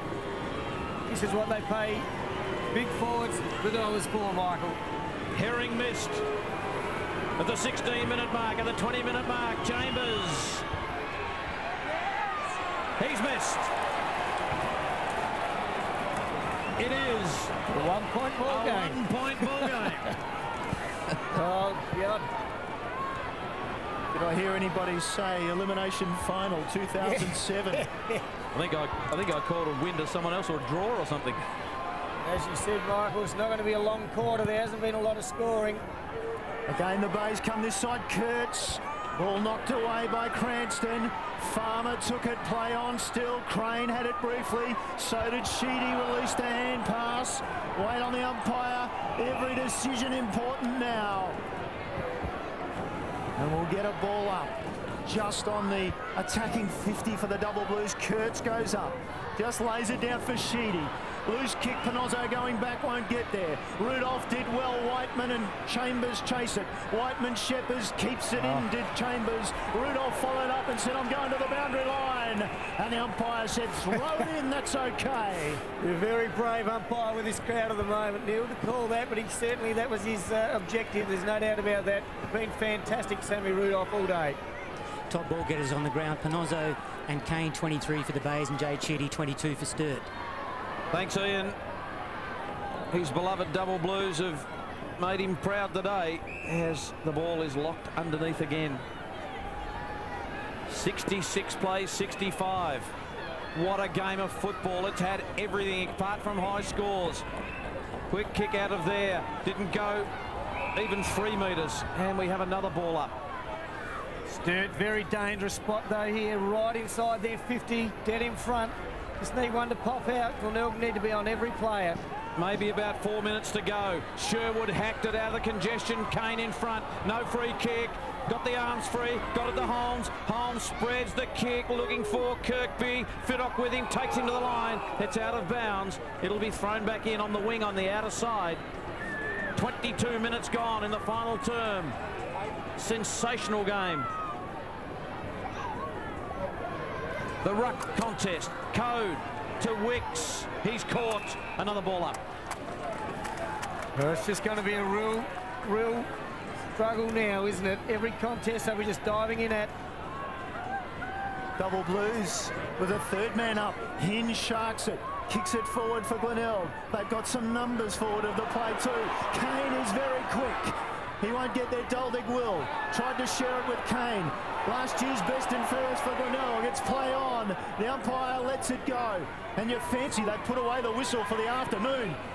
Square up ball was interesting. Bode knocked it away. Now it comes for Doldig. He goes back to Backwell. Backwell, the McGarry medalist. The mercurial Backwell. He kicks the ball.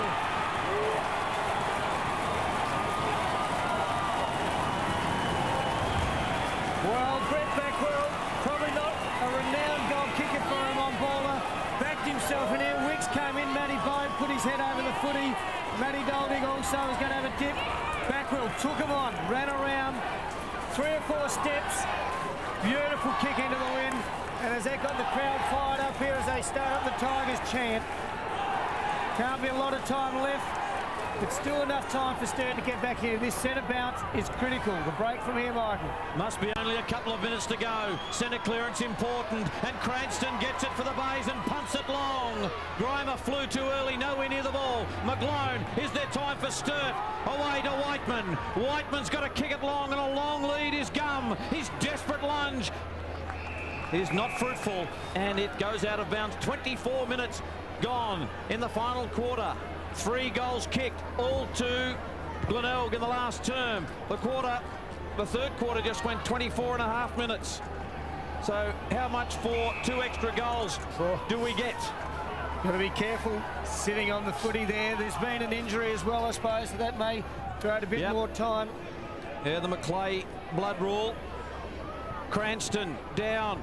A lot of players around the footy. The Bays will just like to soak up a bit of time here as Allen takes it to the line. Crucial that if you're a Bay supporter, they keep control of the footy and deny Sturt. But they don't have possession at the moment. Cranston and Kurtz, ball knocked down. Hinge, across the body, Adlington, thump comes from McGlone, ball's out of bounds, and that will suit you if you are a Glenelg supporter. And Neil, 11,827 people into this ground this afternoon. Amazing stuff. That is amazing when you think SANFL footy. 11,000, nearly 12,000 people. Doldig got away. Doldig dribbles a ball, and it's rushed through for the minus score.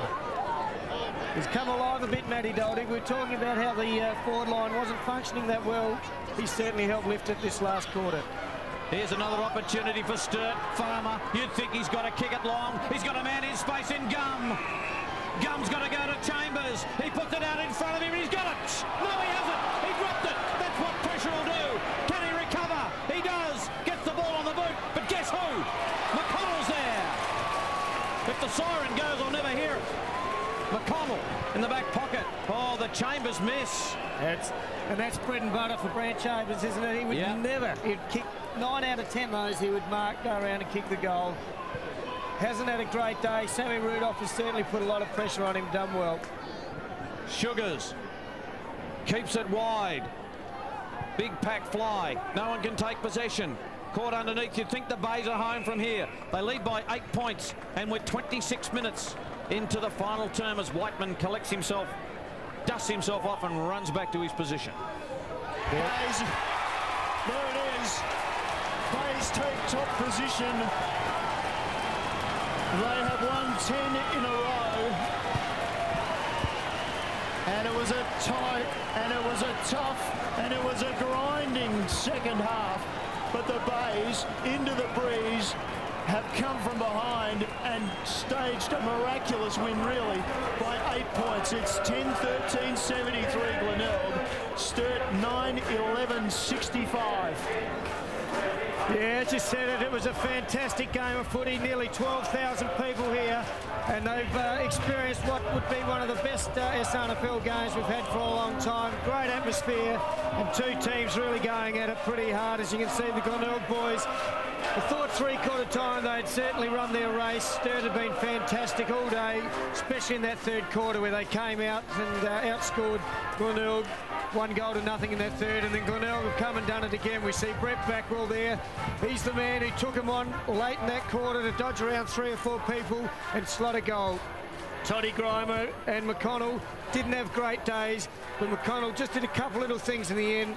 The team thinks that it worked and helped, but you've got to take your hat off to Sturt here today, Neil. They've had 8 changes from last week. They've brought up some kids, and they certainly have stood up and shows there's plenty of depth there at the Sturt Football Club. Well, somewhere in there you mentioned Brett Backwell. He's one of the most dedicated, but he's also one of the most decorated footballers in South Australia. He's a Magarey medalist. He's been a Liston Trophy winner, and he's a very happy man, ready to talk to Mark Soderstrom. Well, Brett, the intro took a while. That's wrapping up all the medals that you have. Now, what a spirited final term. Mate, it's unbelievable. It's just, I mean, it's a super group. They're so even across the board, and I mean, in front of a crowd like this, how can you not come home? Now, the third quarter, you didn't kick a goal with the breeze, but did you still go in pretty confident at the break? Yeah, look, we probably struggled all day, to be honest. We haven't played real good footy, and, you know, we knew that if we played some good footy in the last quarter and we ran and we got our run and our hard things up, that we could do anything. And, you know, to the boys' credit, we just stuck at it and, you know, you get the result. I think you said you got a pretty spirited group here, a great team working well. I think that's 10 in a row now we make it. Yeah, just 1 week at a time, mate. Of course, that old chestnut. As I said, it's fantastic. Everyone just pulls their weight. I think we lost 2 or 3 real early, so we didn't have a bench, and the boys just dug deep and just worked so hard. And, you know, it's just great to get a win in front of a crowd like this. I mean, it's super. I think the crowd was around about 11,800 out on the field. Did you notice that there was a lot more than usual? Oh, you definitely notice, especially quarter time, three-quarter time. It's 10, 12 deep around the huddle, and when you look at it now and the noise and the atmosphere and you look at the hill, it's just, mate, it's why you play footy. 10 games in a row. Has it been hard to keep a lid on it? Because a great win last week against Central too. Yeah, no, each week's a different challenge for us. You know, we played Port here a few weeks ago, and that was a big one. We hadn't beaten them yet, and then Central's out there is a massive task. And so each week, and then you play Sturt today, who are top of the table. So each week just presents a new challenge, and we just step up. I think in the end, Sturt had 8 changes from last week. Did you guys talk about that much as a group? We did a little bit, but you've got to be real careful because the young guys coming in do a real good job.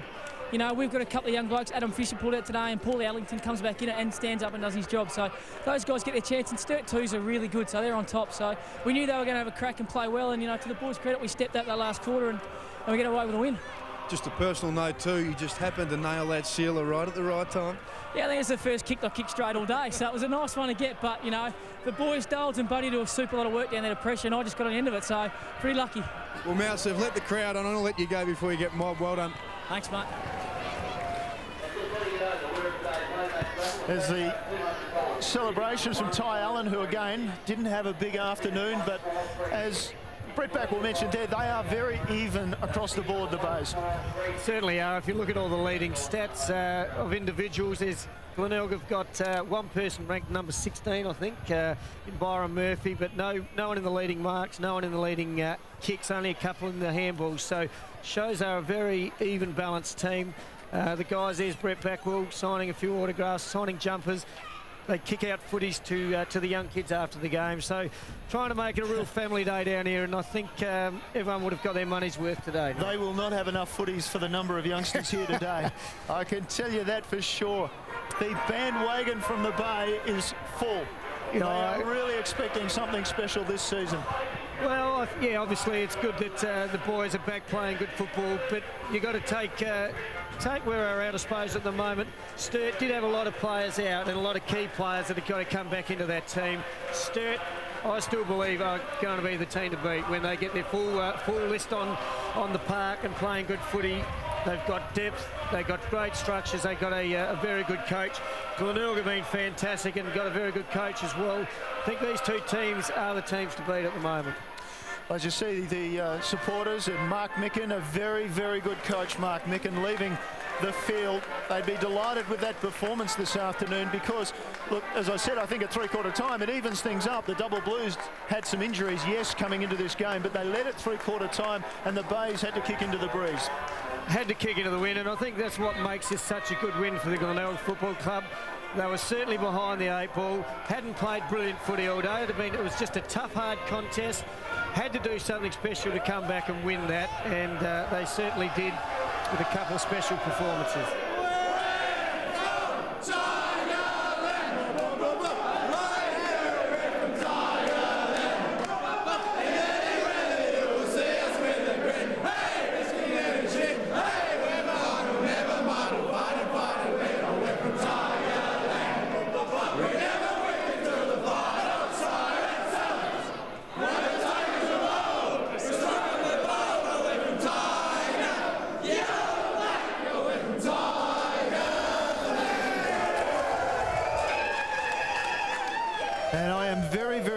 They stopped the PA system because it was like an echo. They're playing that Tiger song, and what a great anthem it is.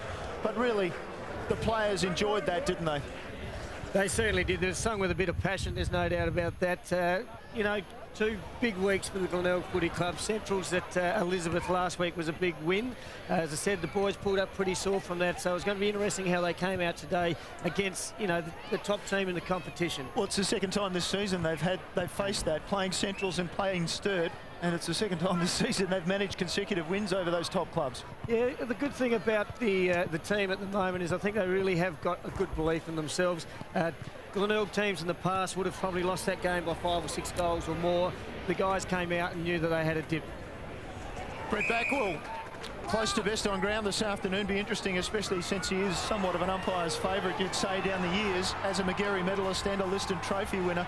So you would suggest he might get a couple of votes this afternoon, especially for that last goal. That last goal, I think, was just a fantastic effort by Brett. He has worked hard, bottom of the packs all day, runs hard, hasn't always finished off with goals, though. And that one there, under more pressure than he's been for a long, long time, stepped around, backed himself, and that was a magnificent goal. Well, you don't like to say, but Brant Chambers had his chance and he didn't do it, did he?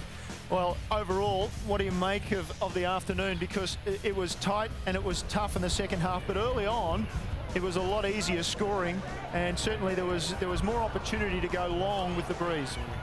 There certainly was. Both teams used the breeze really well in the first half. They got the ball in quickly. They were actually winning it out of the centre and did well. As we saw in the second half, both teams really struggled when they had the win and did better kicking into it. It's an interesting stat too that they're number 1 and 2 for attacking football in the competition. But again, it was another pretty low-scoring game, as we saw in the elimination final last year. I think the pressure both teams put around the football certainly, quells that scoring opportunity. As we see here, Code, who kicked 3 goals in the second term, having been the loose man in defence for Sturt in the opening quarter. Yeah, Code was fantastic. He played that loose man in defence very well in the first quarter. Glenelg still kicked goals, but he read it well and gave some long kicks getting it out of the back line. Then he moved forward and he was just awesome in that second quarter where he kicked 3 goals, I think it was, and set up a few. Benny Mules worked hard. I thought the Glenelg back line did actually work hard all day. Code, we see kicking that goal there. Sam Rudolph on Chambers had a fantastic effort. Sherwood on Perry was good. Code was the main danger man up forward for them. At this point, it seemed like Sturt was unstoppable. Code, I wonder whether that was a mark, but going back and kicking that ball some probably 70 metres on the fly through for the goal, we thought breeze. Then we saw what happened in the third quarter, and we thought breeze coming home, surely Sturt will win this. Vital goal, that one, as it turned out, from Kirkby, just sitting at the back of the pack and kicking a goal, as was this one. Matty Doldig setting up Benny Kane. Matty Doldig, again, had a pretty quiet day for 3 quarters, but I thought some of his work was really well done in the last quarter, and tough, just hard little things, and set plays up as we saw that goal to Kane. And here we see Crane going back. He had a pretty good day for Sturt as well. He's dangerous in and around the footy, but also finished off with goals. So Crane's kick at the 5-minute mark for goal put Sturt up by 10 points. It was the only goal of the third term. And there were opportunities for both sides. And it just became a tight, tough, hard struggle in the final quarter. And we see here the Bays, though, at the crucial period of time, able to get a ball out the front to somebody running. And Whiteman did a fantastic job on Ty Allen all day and kept him out of it. Had the opportunity there where he broke loose and had a run through the middle. Luke Panozza was certainly very high in Glenelg's best, I think. Provides a lot of the drive and run coming across that half back line. Pretty ordinary kick there in the sense of it wasn't spinning real well, but Matty Doldig finished off, took a great grab and kicked a very, very important goal late in the game. 14-minute mark of the final quarter. Doldig's kick put the Bays in front, and they were never headed after that, although it was very close. Very close, and we've talked about Chambers. Here's a class act that would very rarely drop a mark where he's leading out like that. It was beautifully put, and he dropped it and didn't get a chance to go back and kick the goal. So it was the Bays by 19 points at quarter time. Sturt, with the wind, getting back to lead by 4 points at half-time. 10 points at three-quarter time, and you thought it was all over, but the Bays coming into the breeze home with a wet sail. I wonder if he can do that. But anyway, they win by 8 points. Fantastic clash this afternoon and very much enjoyed it. Let's have a look at what the stats and what they tell you. Well, the important ones there you look at is inside 50s. Very close. Sturt one more. Centre break. Sturt just got the one more. It's pretty free kicks. We sort of had a bit of a chat there about the umpires at one stage, but they came out even at the end of the day, 19-18. I think the guys did a pretty good job overall. Handballs, again, pretty even. Kicks, as we know, Sturt used the ball a lot by kicking it. They did that again today, but overall, it was, as the scoreboard suggests, a very, very tight game. It was, and look, you don't like to harp on it. Brant Chambers he was quiet this afternoon. Perhaps he had his moment, and this was it. Tristan Gunn with a great kick to centre up with a couple of minutes to go, and normally bread and butter for Brant Chambers. Maybe he's wearing the glove and perhaps got a problem still with his hands, but just that fumble that you would not expect from Brant Chambers, and then unable really to get a decent kick away. No, it couldn't have been put any better by Gum. It was out in front of him. He ran onto it, and there's McConnell. Again, didn't do a lot all day. Slipped back there then and took a very important and telling mark. Absolutely. Goal of the day we're going to go to now. And again, Brett Backwell, who was so impressive this afternoon and kicked the vital goal that eventually was going to win the match, as it turns out. 22 possessions and 6 marks, and this was his only goal. It was. Matty Bode there, committed himself. Again, Dolding, an important touch. This is what I loved about Backwell here.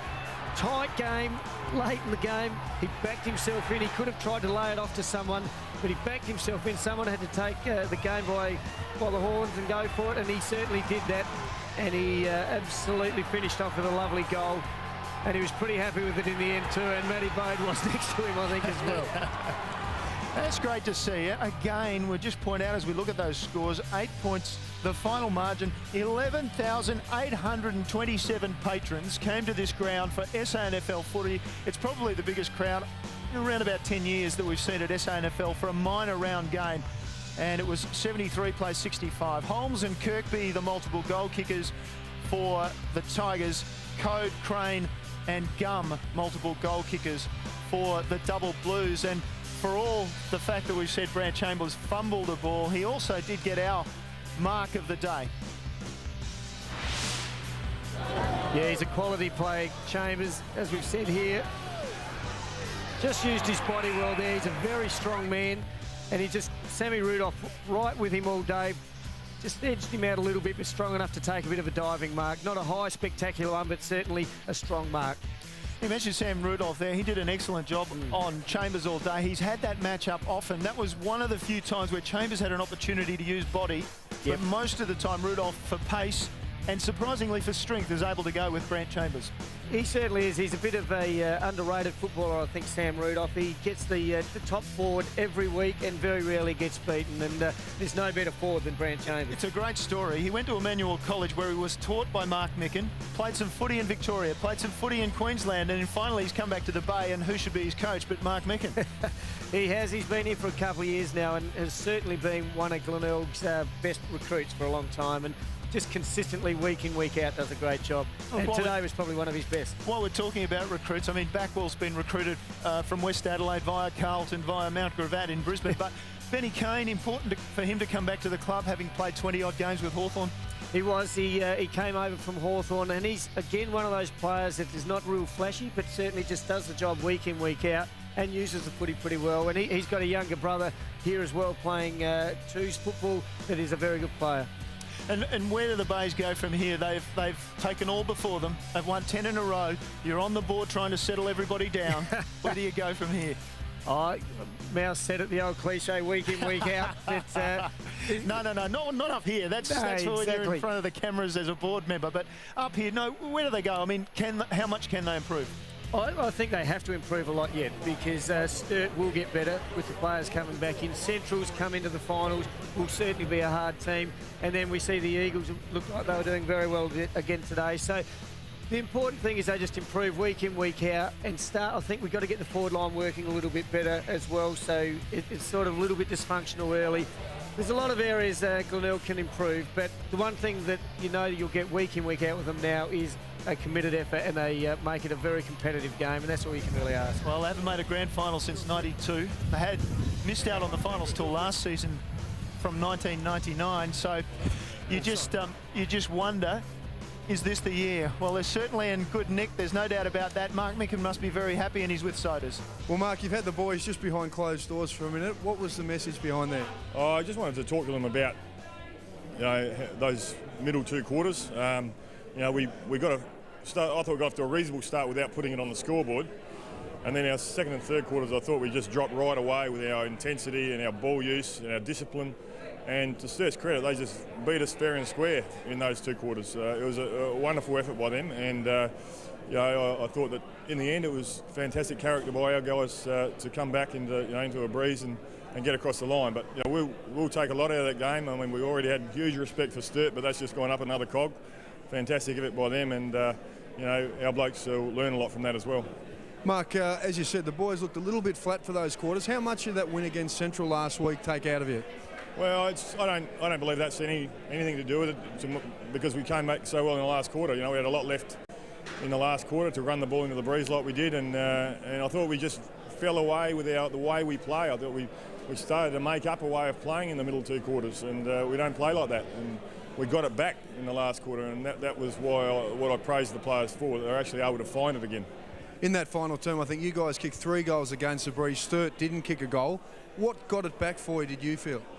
I think just the fact that the margin was 10 points, and the players knew that they had more left in their legs, and they had a belief. They've got a way of playing to go to, and thankfully they went to it. You know, they started to move the ball quickly and actually hit a few targets and put good pressure on the opposition, and you know, we got a few opportunities from all that, and our defensive action was a lot better as well. So I thought they just, you know, a lot of areas they just picked up their game and started to play the way we're supposed to play. I think one thing that also added to a bonus for you guys was the fact Mark Ruwalt went down early, also Byron Murphy, playing with one on the bench, the way with so many interchanges that go on. It's a pretty impressive effort. Yeah, look, I was really pleased with that, but and it's a credit to our guys' fitness and attitude, but also you know, credit to Sturt. They came in with 6 or 8 changes or something like that. It's an enormous change to their team, and to play the way they did is a wonderful performance by them.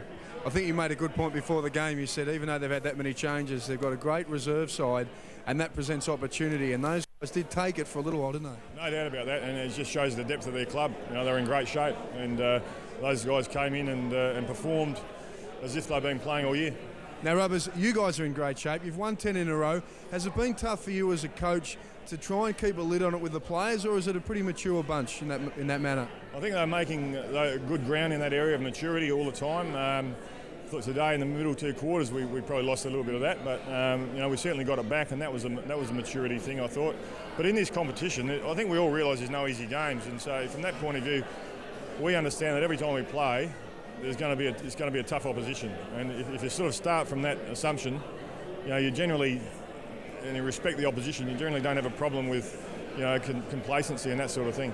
Now, Rubbers, I know your mind's on the game while the match is on, but 11,800 people, just a fantastic turnout down here. Yeah, that's a wonderful thing to have. You know, the SANFL's in good shape at the moment, and it's great for Glenelg, it's great for Sturt, it's great for the competition.